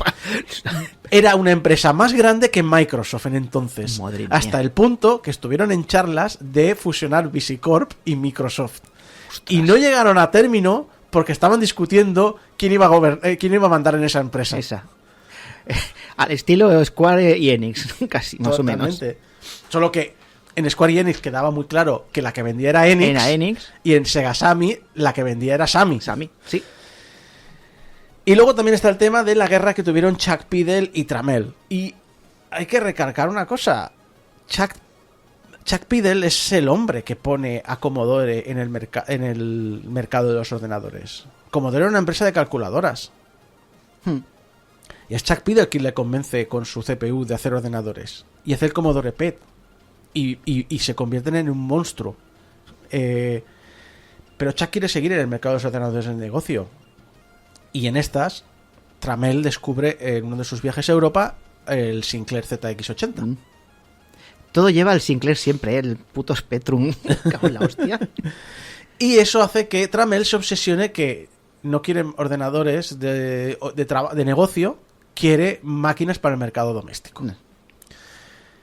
Trammell va callando voces críticas a todas partes. Chuck intenta convencer a directivos de dividir la división de ordenadores en dos negocios, la parte de ordenadores de negocio y la parte de ordenadores domésticos. Vale. Y de hecho Peddle, claro, a revisión vista, a tono pasado es muy fácil, pero Peddle dice, Commodore podría haber sido absolutamente el actor mundial dominante en el mercado de gama alta, que últimamente al final fue el PC con IBM, y en el mercado de ordenadores de diversión orientados a juegos, que eso fue el Commodore 64. Vale. Pero el cerramiento de Trammell hizo que pasara esto. Y claro, obviamente llega el Big 20, que como hablamos fue un monstruo que hace que mata por completo las ambiciones de Pidel. Y entonces ese mercado, ¿quién lo acaba dominando? IBM PC. Además, hay que también decir que IBM PC hace rico a Microsoft. Porque, bueno, el trato que tenía con Commodore, con su Microsoft Basic, fue una mierda. Y aquí no cometen ese error y se ganan un royalty por máquina que incorpora su sistema operativo. Y además con los derechos de seguir ampliando y vendiendo este sistema operativo. Por lo tanto, esto es lo que convierte a Microsoft en un gigante. Y también, hay que decir, Trammell tenía guerra con ex empleados siempre. Chuck Peddle... Era un pieza siempre. Sí, sí. Chuck Peddle y otros empleados montaron Sirius Systems Technology. Y entonces vino Trammell y les denuncia a Sirius por un lado y a Chuck Peddle por el otro. Y esto hace que Peddle acabe perdiendo millones de dólares en acciones, porque se salta la reunión de conciliación prejuicio. Peddle cree que fue su propia actitud, la personal, la que le causó su perdición. Dice, tenía razón legalmente y tenía razón moralmente. Cuando tienes tanta razón, tu juicio se va a la mierda. Porque hay que decir una cosa, Chuck Peddle en un momento dado se va a Apple. Sí. Y al hacer eso, renuncia a todas las acciones que tenía de Commodore. En Apple vio que no pintaba nada y se volvió a Commodore, Sí. perdiendo todas las acciones de Apple. Consigue recuperar las acciones de Commodore, pero al formar Sirius Entertainment y perder el juicio, pierde todo. Perdió millones de dólares. Madre mía, como cuando dejas un trabajo que tienes una... Ostras, ¿cómo decírtelo? Que Una cláusula. No, que llevas mucho tiempo y tienes Sí. unos beneficios y te vas a otro trabajo, pero has perdido los beneficios y cuando vuelves, pues es como Ya. empezar otra vez de cero. Exacto. Ya no tienes esos beneficios. Teniendo en cuenta que Chuck Peddle Hmm. es la piedra angular sobre la que se basa no solo Commodore, sino gran parte de la microinformática de Estados Unidos. El Apple II lleva un 6502. Y Apple II vendió durante prácticamente 15 años. Un montón. La NES lleva un 6502. Modificado, pero es un Pero sí, sí. 6502. Es decir, Chuck Peddle es una de las personas que más ha influido y más ha dado forma a la informática y al videojuego actual. Son de esas personas que, lo que dices tú, que han influido un montón, pero no han conseguido ese reconocimiento, ya sea porque no se ha hablado de él o porque no se le ha tenido en cuenta. Fuera muchas veces. de que seas una persona muy aficionada a la historia y investigues esto, no, claro, obviamente no.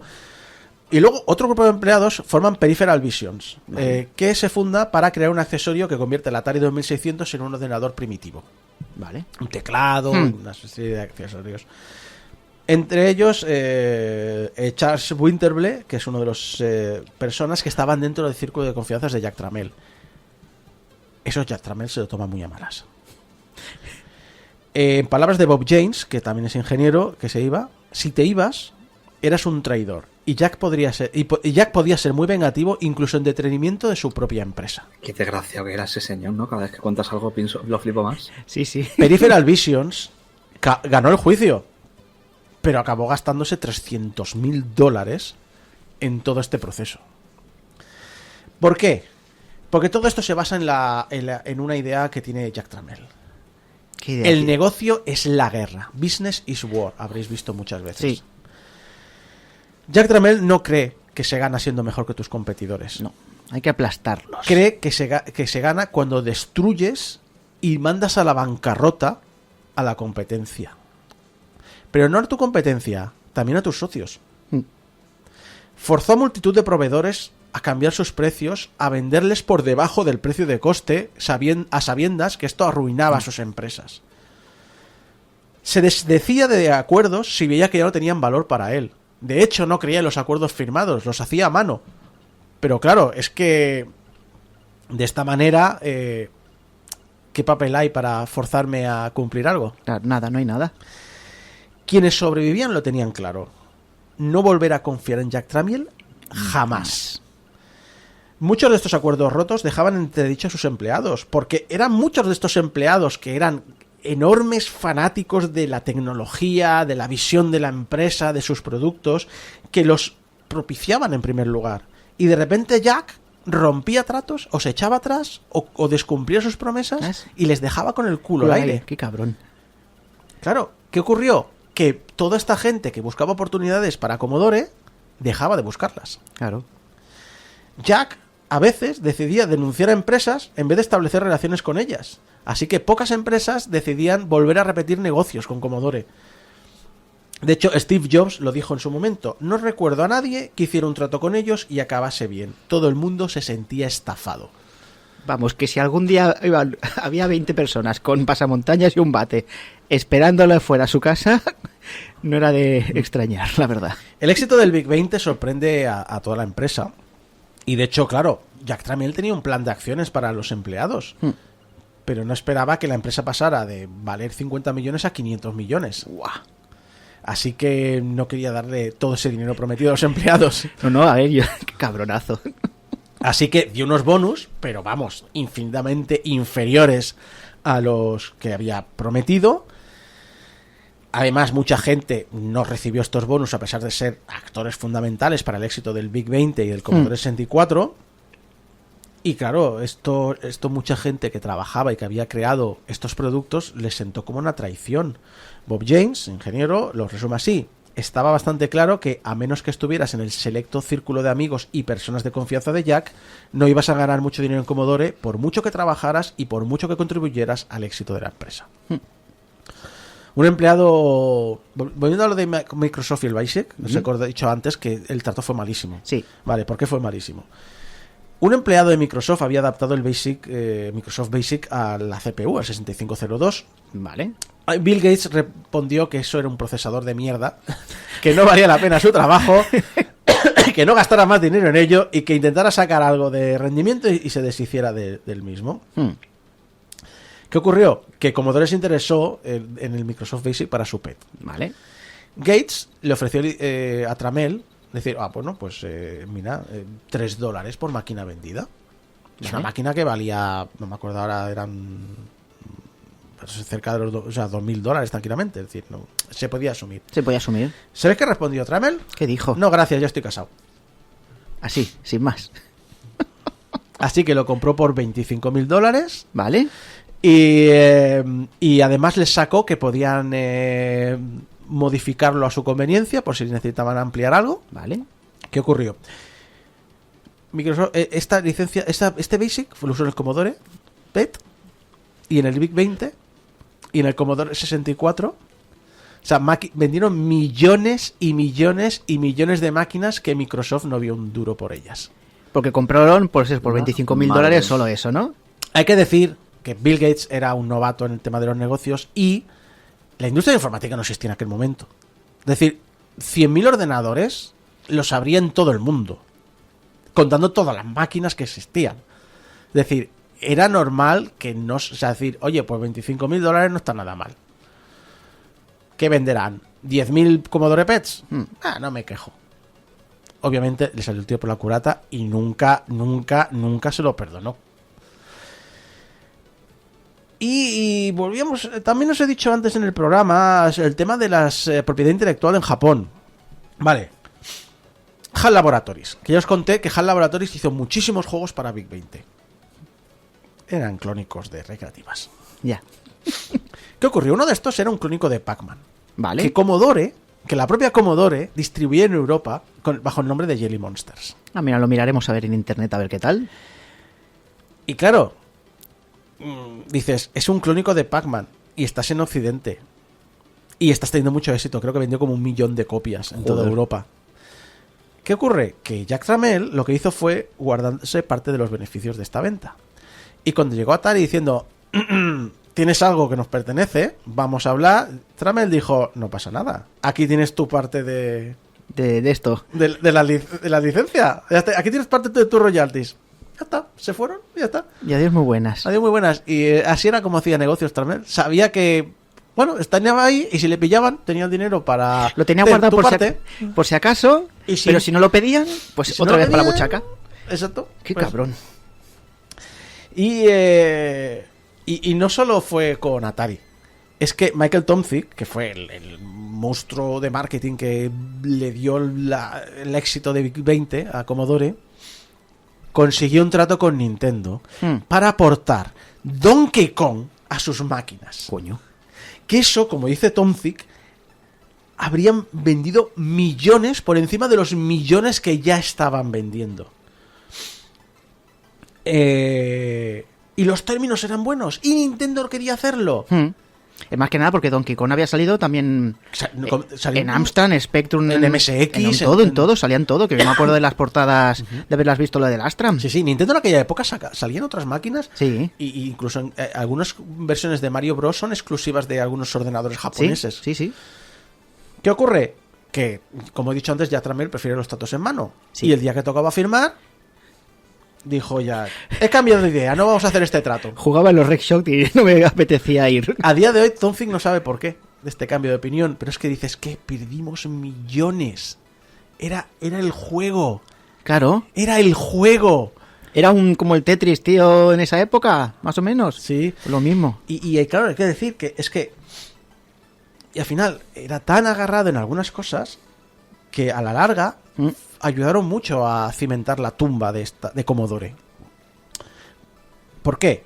Porque, como he dicho, muchas empresas con las que podría haber logrado procesadores u otros elementos no querían colaborar o estaban en medio de litigios. Por ejemplo, cuando quisieron hacer la máquina de 16 bits, ¿Sí? pues una opción muy clara era el Motorola 68000, que en aquel momento era la CPU del momento. Pues no podían porque estaban en juicios contra Motorola. Joder, macho. Los ingenieros que habían hecho sus productos se habían quemado. Se habían largado a fundar sus propias empresas. Y muchos de ellos encima acabaron con denuncias de Tramel.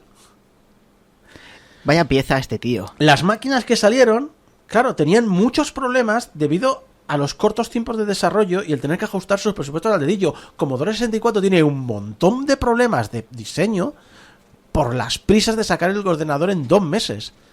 Si vendió lo que llegó a vender, imaginaos que hubiesen dado el tiempo necesario a que los ingenieros crearan su producto y lo hubiesen hecho a gusto, lo que podría haber llegado a ser.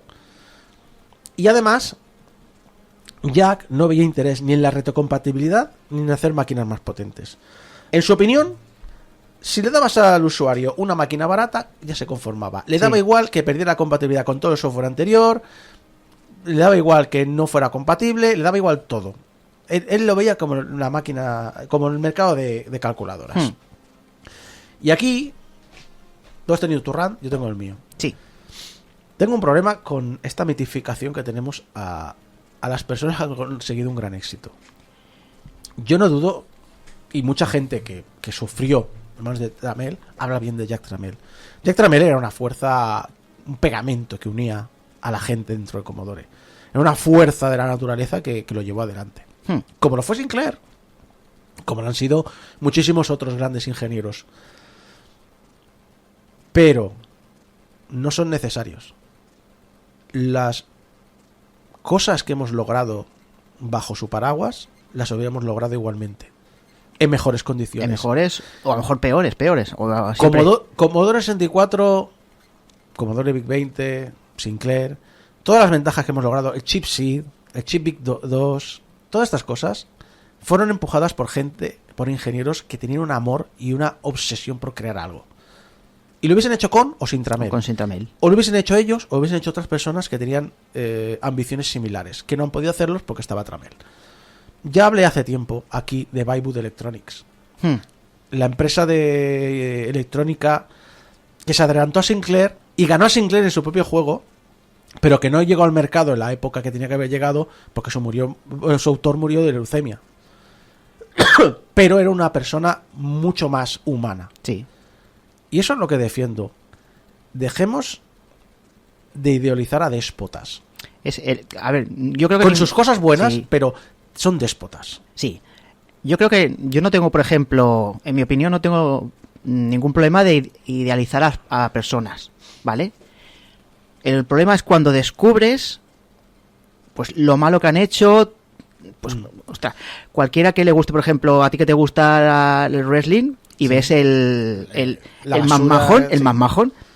Hizo un montón de cosas, tío, pero luego cuando ves cómo lo hizo y todo el rollo, pues dices, no Sí. puedo admirar a esta persona. Commodore pasaba igual. Pues ¿Qué es lo conseguía? Que la gente viviera en la empresa, que la gente tuviera jornadas casi de 20 horas Sí. diarias, que tuviera los 7 días allí, que su vida fuera el trabajo. Y lo hubiésemos logrado igual sin destrozar tanta vida. Sí, Y de hecho lo podéis trasladar a la industria informática, del videojuego actual. ¿Cuántas veces hablamos de puedes sacar estos productos sin destruir la vida de la gente? Sí. Puedes lograr estos juegos sin hacer que la gente tenga que decidir que no voy a empezar una familia porque me pagan una mierda ¿Verdad? y tengo que trabajar 60 horas a la semana. yo creo que no creo que nadie admire a una persona que por ser déspota. Alguno habrá, alguno dice, yo quiero ser como este, pues mira, algo. porque hacemos, y es lo que hacemos en todos, porque al final no sabemos la vida de la gente, pero Sí. hacemos memoria selectiva y nos fijamos en los éxitos que han logrado. ¿Cómo se llama? ¿Cherry picking o algo así? Sí, ¿Algo así? estar seleccionando, pero recordemos, Commodore no es Jack Tramiel ni Sinclair, es Clay Sinclair. Sí. Y digo estos nombres que son los que más me vienen a la Ni cabeza, Miyamoto pero hay es muchos. Nintendo. Ni Nintendo es Miyamoto, no, ni nada. son equipos Sí. enteros de gente, De gente. que ha dedicado su vida a crear y se suman juntos bajo un mismo paraguas, Sí. que puede ser Tramiel o puede ser otra persona, que les diera una vida más digna. Mm. Pero, lo dicho, Jack Tramiel, una fuerza de la naturaleza que convirtió a Commodore en un monstruo y creó una industria que prácticamente no existía, o uno de los que la creó, no voy a decir que la creó él, pero que también por su propia rumbre acabó cayendo. Pero no se fue del todo. Recuerdo que prometió volver para destruir a Commodore. Volveré. Pero Commodore siguió y tenía otra máquina. Tenía muchas máquinas que fracasaron en el proceso, pero habrá una importante de la cual os hablaremos en la próxima sección.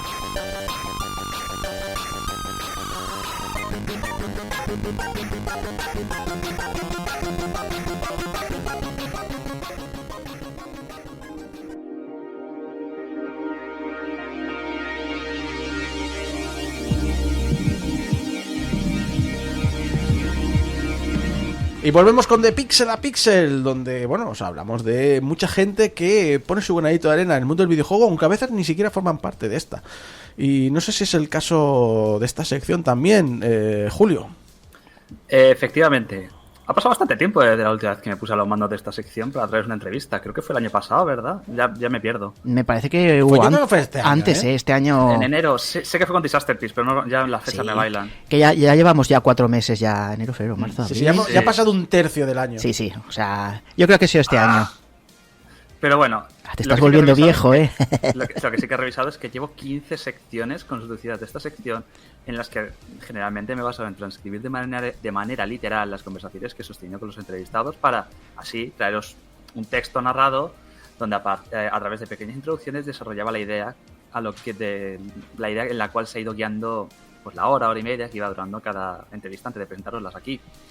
A veces gracias a Saeva, a veces gracias a pues el que tocaba, generalmente era Saeva. Es un trabajo que me encanta, lo reconozco, pero hace un tiempo que me planteé ¿a dónde puedo llegar con esto? Creo que existe un mundo de referentes ahí fuera, mejores que yo en este campo personalmente, es decir, pero aún así quería contar historias, estas historias que rodean el videojuego.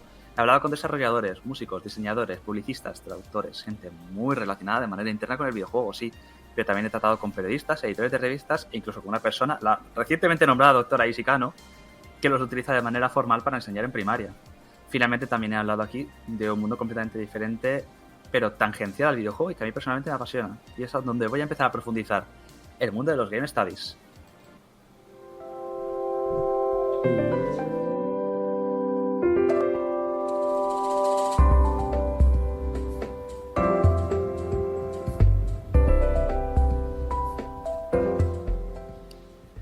Quiero poner un poquito el énfasis aquí, ¿vale? Antes de pasar a lo que es la sección per se. Aquí hemos hablado de arqueología y del videojuego con el Dr. Andrew Reinhardt y de urbanismo en el videojuego, evidentemente, con el Constantino Timopoulos, el Dr. Constantino Timopoulos. Dos casos de Game Studies transversales al campo, desde la arqueología y el urbanismo, pero refiriéndose al videojuego. Los Game Studies, estudios de juego, o también se conocen como ludologías, son al final un campo de los estudios culturales enfocados en el estudio del juego, en el acto de jugarlos y en las personas y culturas que los envuelven, que pueden ser también interdisciplinares y unir la cultura del videojuego y lo que los envuelve con otras áreas del conocimiento completamente distintas, como pues, la arquitectura y el urbanismo, pero también la biología y la psicología. Reconozco muchísimo en este ámbito y en español, de hecho, ¿vale? Porque muchas veces han dicho eso de ¿dónde está el español aquí? Sí, sí. Los sellos Ludografías de la editorial Shangri-La, yo tengo varios títulos, los coordina el coordinador de la colección es Víctor Navarro Remesal, que es un pedazo de máquina y tiene títulos súper interesantes, o de una editorial más conocida como Héroes del Papel, tienen una pequeña colección, creo que tienen 6 títulos, que se llama Studies. También es muy interesante, tengo un par de libros. A partir de ahora me gustaría, además así cierra la introducción, me gustaría centrarme más en este campo y traer al programa secciones un poquito más densas, ¿vale? Como, o sea, ¿ves? Isaac acaba de hacer una sección que ha estado muy chula, ha sido muy más dinámica, eso me gustaría hacer con esta sección, pero así más tratando estos temas para explorar perspectivas del videojuego que no se suelen afrontar de manera mainstream. Para mí es una forma muy interesante de conocer el mundo del videojuego y por ende el mundo que nos rodea de una manera más intensa. Y además, en este caso, precisamente vamos a conocerlo gracias a una persona con la que tuve el placer de charlar para poder construir esta sección y después de haberme leído su trabajo y tal. Este es el doctor, que ya ha dicho Isaac al principio del programa, el doctor Daniel Muriel.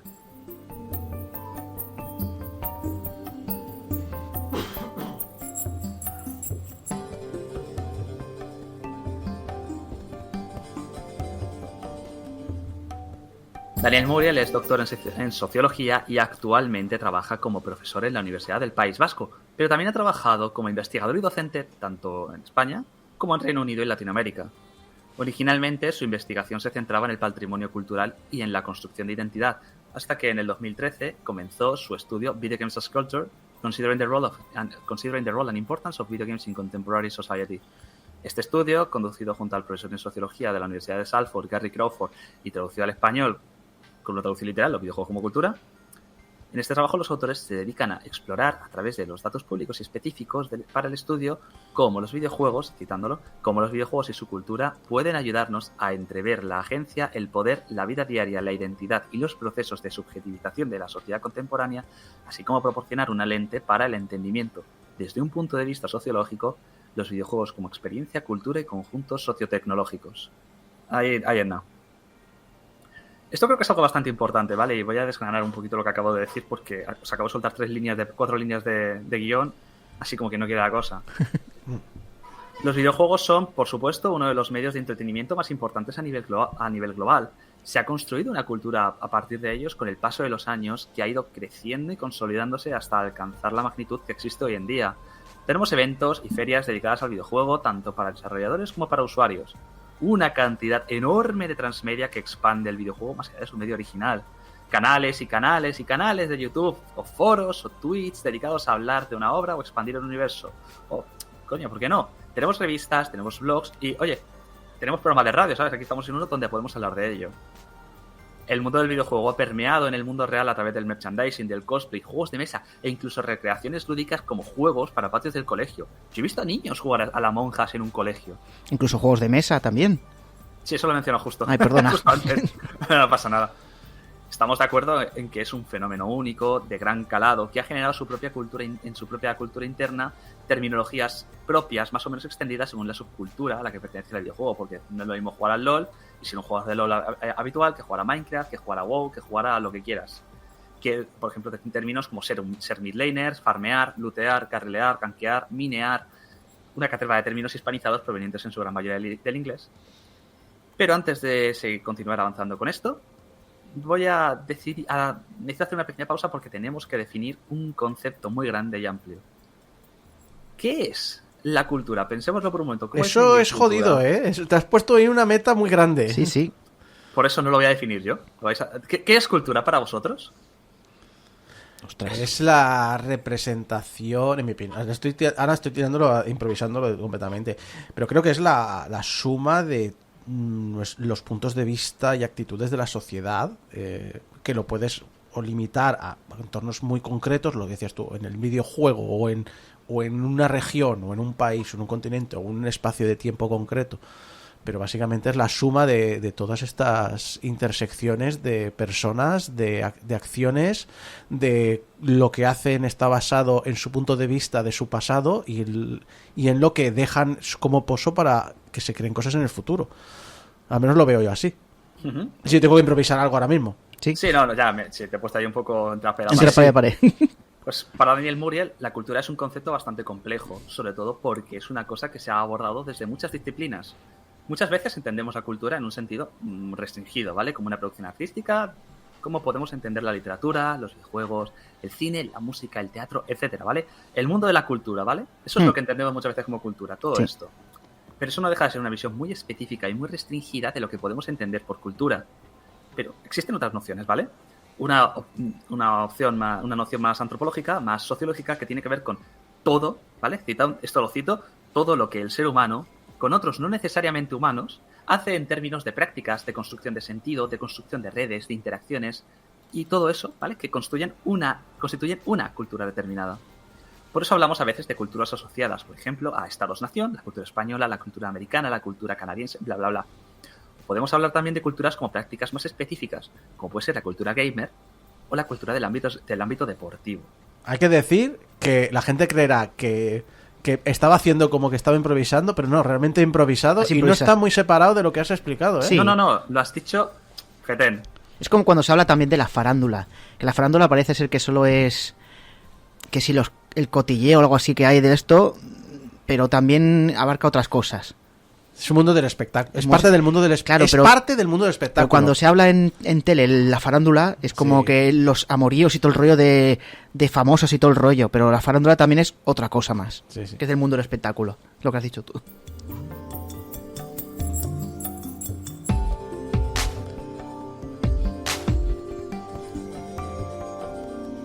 Y es que, si pensamos en la cultura gamer y en los videojuegos en sí, actualmente son la forma cultural prototípica de la cultura digital. Esta es una afirmación en la que fácilmente todos podemos coincidir. No es solo que los videojuegos sean un medio más dentro de la vorágine cultural, sino que existen multitud de elementos de los videojuegos que están impregnando la realidad social actualmente, con mecánicas y lógicas que van desde los sistemas de puntos de supermercado al número de likes o visualizaciones en las redes sociales para aparecer arriba en el feed, pasando a que existen aplicaciones como Pokémon Sleep para el sueño, o tenemos Tinder, que realmente es una ludificación del hecho de conocer parejas. Para hablar de ello, tenemos que pensar en el término ludificación o videoludificación, muy en boca de todos, especialmente en el ámbito corporativo. Y yo, a nivel personal, lo odio. Pero eso es personal. Todos los ámbitos de nuestro día a día han estado sujetos a esta ludificación, en lo que Walsh y Teterding denominan el mundito juguetón, el mundo juguetón. Me encanta ese término. Mundo juguetón. Sí, no, de Juguete. hecho, gran parte que consigue que lleve más de 600 días practicando japonés cada día en Duolingo es la ludificación del aprender un idioma. Correcto. Pero eso tiene su parte buena y su parte mala, ¿vale? Zimmerman sostiene que vivimos en un momento, en una sociedad, donde las personas emplean su tiempo libre y consumen arte, diseño y entretenimiento a través de los juegos o de experiencias cada vez más parecidos a ellos. Ahí está Duolingo, ahí está Isaac. Con las lógicas del videojuego podemos diseñar para consumo experiencias sociales como las ya mencionadas, que implementan de manera más o menos acertadas estas mecánicas lúdicas. Pensemos con ello en un concepto que quizás os suene, que es el de los serious games o juegos serios, que al final es un esfuerzo de convertir una experiencia seria de un ámbito distinto, ya sea el educativo, salud, científico, al lenguaje de los videojuegos, buscando generar una reacción que precisamente se enfrenta a ese oxímoron que es el de juego serio. Jugar tiene que ser divertido, pero ese serio que genera el oxímoron, que es al final un revulsivo a lo que se intenta crear con esa experiencia.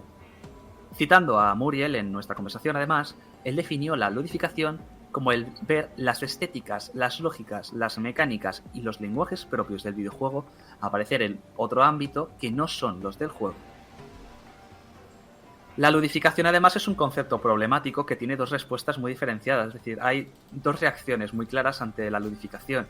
Existe gente que lo ve como una herramienta perversa utilizada para dominar a los individuos, típica de las racionalidades neoliberales, esto es una cita también, o como un instrumento creativo capaz de empoderar a las personas enraizando en las ideas de una cultura participativa. Por un lado es el mal, el puro mal. Por otro es una oportunidad para mejorar Mira, lleva 600 días haciendo Duolingo, joder, qué guay. Está entre el bien y el mal. Vamos a explorar estas dos líneas de razonamiento y a ver qué opináis sobre la ludificación. A ver. Siguiendo estas dos líneas, voy a citar a Bogost.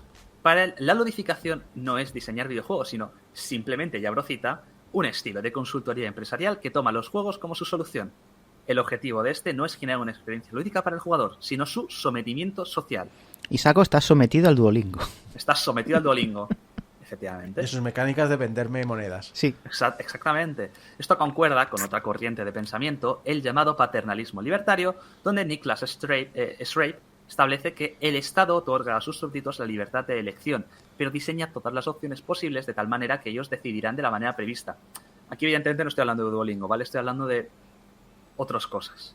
Estoy hablando de el ámbito empresarial, el ámbito social, las redes sociales. Es que es todo muy complicado. Es que básicamente me estás describiendo el meme de el capitalismo te da opciones. Puedes ser explotado o puedes morir en la miseria. Sí, por ahí va mucho mi sección hoy, no te voy a engañar. Motivar al público, generalmente empleados, pero también a la sociedad per se, para que actúen como se espera sin apelar al juicio o a la razón. Muriel coincide con esta tendencia al asegurar que es una forma más sofisticada a veces de explotar o de autoexplotar, porque la gente encima participa activamente en ello. Por supuesto, existe otra corriente donde se establece básicamente lo que he dicho antes para celebrarlo. Zischerman, que no Zimmerman, ¿vale? Es que se parece un montón el nombre, pero Zischerman y Linder abrazan esto mismo bajo la premisa de que la ludificación consiste en, abro cita, encontrar y ofrecer diversión en una amplia gama de contextos y circunstancias a través de la mecánica típica de los juegos. Una de las citas que mejor ejemplifican esto es la siguiente. Avanzamos también desde, ¿vale? De Zischerman y Linder. Avanzamos rápidamente hacia un futuro en el que la diversión es el nuevo trabajo. La diversión también es una nueva compra, la nueva venta, la nueva publicidad, la nueva forma de vida saludable. La ludificación lidera la ofensiva que busca cambiar radicalmente todas las industrias para hacerlas más divertidas y, en última instancia, más eficaces en la tarea de construir una comunidad fuerte, feliz y comprometida. Parece el discurso del libro de Gran Hermano. Sí. A mí esto me genera la pregunta de que si todo es diversión, ¿qué es la diversión? Y espero que aquellos que trabajáis en IT o en sectores donde la gente de recursos humanos meta mucho mano, os hayáis podido aguantar las ganas de vomitar como me pasó a mí cuando leí esta frase originalmente. Yo siento aquí un poco a mí me da mucha rabia el tema de la ludificación de... Yo, por ejemplo, he vivido en el trabajo cómo se han creado, en este trabajo en el que estoy ahora, pero sobre todo en anteriores, esas jornadas de tenemos que jugar en equipo, tenemos que hacer cosas así. El coworking. El puñetero Dios, cómo lo odio, de verdad. Yo he venido a trabajar, que me importa una mierda lo demás. No me metas a mí No, una... no es coworking, es networking. Networking. Gracias. Sí, perdón. Perdón. No, pero es que es cierto. No sé si a vosotros os ha pasado eso en vuestros trabajos. No, la verdad es que en el mío No, no. en mi trabajo han establecido que cuando llevas 10 años van a hacer una cena o comida, no sé, para que un brindis, un picoteo, para que os conozcáis todos y demás. En la empresa de alguien que conozco, para no dar pistas, también lo hacen a los 25 años, pero sí. Y Saco siempre dice, llevo 9 años trabajando, para que no le hagan nada a los 10. Nunca superado. ¿Cuánto llevas, chico? A mí me 9 parece- años. No soy muy amigo de eso. Yo tampoco. Volviendo al concepto de ludificación, olvidándonos de estas dos corrientes, tenemos de nuevo la base, que es impregnar la realidad de mecánicas del videojuego. Pero también la contraria, que consiste en trasladar desde el mundo real mecánicas para ludificarlas en un videojuego. Existe una gran cantidad de videojuegos, especialmente los conocidos como Wholesome o Cozy Games, que han trasladado tareas banales, repetitivas o duras al videojuego, calificándolas de espacios seguros por cómo se implementan. Pensemos en Stardew Valley, en Animal Crossing o en un indie que es el primero que se me ocurrió cuando escribí este análisis, Kameru a Frog Refugee, donde gestionamos una granja, con todo lo que implica, vivimos en una isla teniendo que ser autosuficientes, o pues creamos humedales para establecer un refugio de ranas. Y esto se considera divertido en el videojuego. En la vida real eh. sería un horror. Eurotrack Simulator, cosas así, juegos de estos que son Nah, de... No lo había pensado, fíjate, sí. Pero también tienen los Harvest Moon y cosas así que hacen de eso, tareas repetitivas, pero al menos con un poco de diversión y todo el rollo. Exacto. No hace ya lo habéis dicho vosotros dos, son tareas difíciles, repetitivas y por lo general muy poco gratificantes en el mundo real. Pero aquí no lo son. Estos juegos apelan además a una lógica generalmente de acumulación capitalista per se. Basándonos en el pensamiento de Alfie Baum, que a su vez hace referencia a Mark Fisher, no sé si lo conoceréis, No. parece que no somos capaces. Mark Fisher es el señor que se deprimió tanto con el capitalismo, es un sociólogo que se deprimió tanto con el capitalismo que se suicidó. Su último libro es No podemos escapar del capitalismo. El capitalismo nos atrapa. Exacto. Parece que no somos capaces de pensar más allá de los límites de posibilidad que nos impone el capitalismo y solo hay dos opciones, ¿vale? Aquí citando otra vez a Muriel, el yermo, que es existir fuera del capitalismo, o tener una visión idealizada de lo que sería la Arcadia feliz. Esto es una idea más o menos romantizada de cómo eran las cosas en un concepto precapitalista. Pero no todo es así. Es cierto, podemos coger, por ejemplo, Minecraft y centrarnos en su vertiente más productiva en términos capitalistas. Tener la mejor casa, tener una organización perfecta, materiales infinitos, maquinaria, granjas automáticas, ¿vale? Lo que ves mucho eso se hace mucho en los youtubers. De hecho, yo cuando tenía, yo que sé, 14, 15 años, veía un montón de youtubers haciendo esto, aunque nunca jugaba a Minecraft. Y es lo que me gusta a mí, reconozco. Exacto. Pero al final es eso, es una lógica muy capitalista de tenemos que nosotros ser lo más autosuficientes posibles, tenemos que bla, bla, bla, bla, bla, bla, cuando al final es contrario a cómo las sociedades han evolucionado hasta hace no mucho realmente. Pero vamos, se lo he dicho, no todo es así. En un ejemplo de movimiento contrario al mainstream, imaginando un espacio fuera de la ideología dominante, Muriel cita a Ars Games utilizando Minecraft con jóvenes para modificar sus propios espacios reales y crear un medio de expresión ajeno al objetivo socialmente predominante que tiene este videojuego en concreto. Como por ejemplo, Cuéntame tu Main Aventura, un taller realizado en el Centro Cultural de España y México en noviembre del 2018, donde niños de entre 8 y 18 años se dedicaron a crear historias dentro del videojuego para prevenir el bullying, cuidar y proteger a sus mascotas o para concienciar sobre la importancia de la cultura del reciclaje.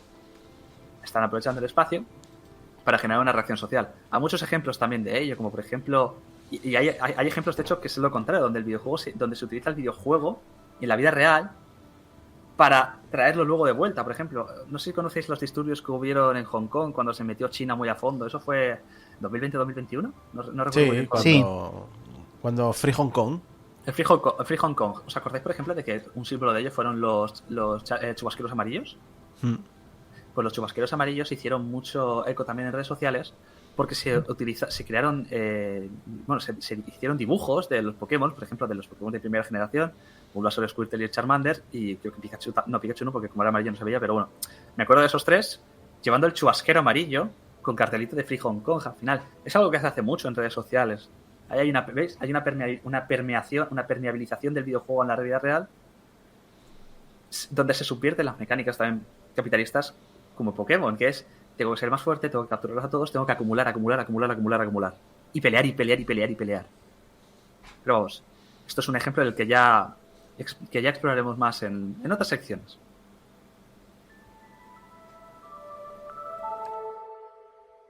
A lo largo de esta media horita hemos explorado el concepto de la cultura de manera general y de cómo el videojuego configura la realidad como, al final, volviendo a citar, la forma cultural prototípica de la cultura digital. Y es que el videojuego al final nació. Es el prototipo porque nació directamente ya en un contexto neocapitalista y digital. Esto, de verdad, esto lo exploraremos más en las siguientes secciones. También hemos hablado de la ludificación, de su clasificación, de cómo los diferentes académicos, y depende de la vertiente, de cómo lo perciban el autor, clasifican la ludificación, y cómo el videojuego, por su lado, afecta a la realidad al haberse trasladado ciertas mecánicas propias del videojuego a la vida real. Esto al final son pinceladas, ¿vale? Es decir, pero vamos, también hemos visto el caso contrario, donde la realidad permea el videojuego ludificando conceptos a priori aburridos o tediosos, en la mayoría de las veces a través de un prisma capitalista. Esto será lo que exploraremos en la siguiente entrega de la sección, ¿vale? La predominancia de la ideología mainstream capitalista a la hora de configurar el videojuego y cómo eso afecta a los límites en los que se mueven, incluyendo el ejemplo de cómo el videojuego ha afectado a la guerra moderna.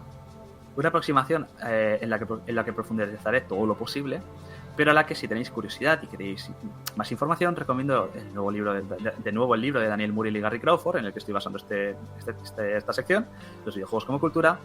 O si queréis tener una idea más centrada en la guerra y los videojuegos, que es un tema súper interesante, el trabajo de Alberto Venegas y Antonio César Moreno, es decir, tanto por separado como conjunto, es maravilloso, y en especial Videojuegos y conflictos internacionales, que lo edita Héroes del Papel, me pareció una lectura fascinante para entender los conflictos modernos y cómo el videojuego cómo se ha utilizado el videojuego tanto como propaganda, es decir, Estados Unidos lo hace muchísimo también con Hollywood, pero bueno, el videojuego así, pero también incluso el régimen comunista chino, haciendo videojuegos donde se muestra a Japón como el demonio en la invasión y todo eso, y Al final es muy interesante.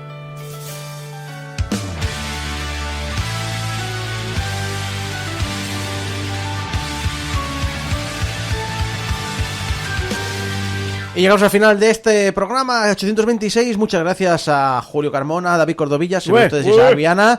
Recordad que en portalgameover.com/donaciones podéis ayudarnos a mantener el hosting. Recordad, portalgameover.com/donaciones, ese dinero no pasa por nuestras manos, sino que va directo a nuestro proveedor. Y que nos dejéis comentarios en las redes sociales, en programas de podcast, de Discord. Y casi que podíamos haber puesto el himno comunista como ending esta semana, ¿sí? ¿No, Julio?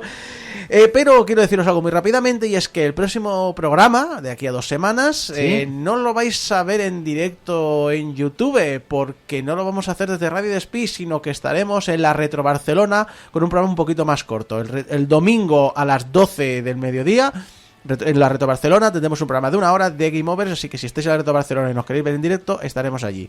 Hasta entonces, adiós.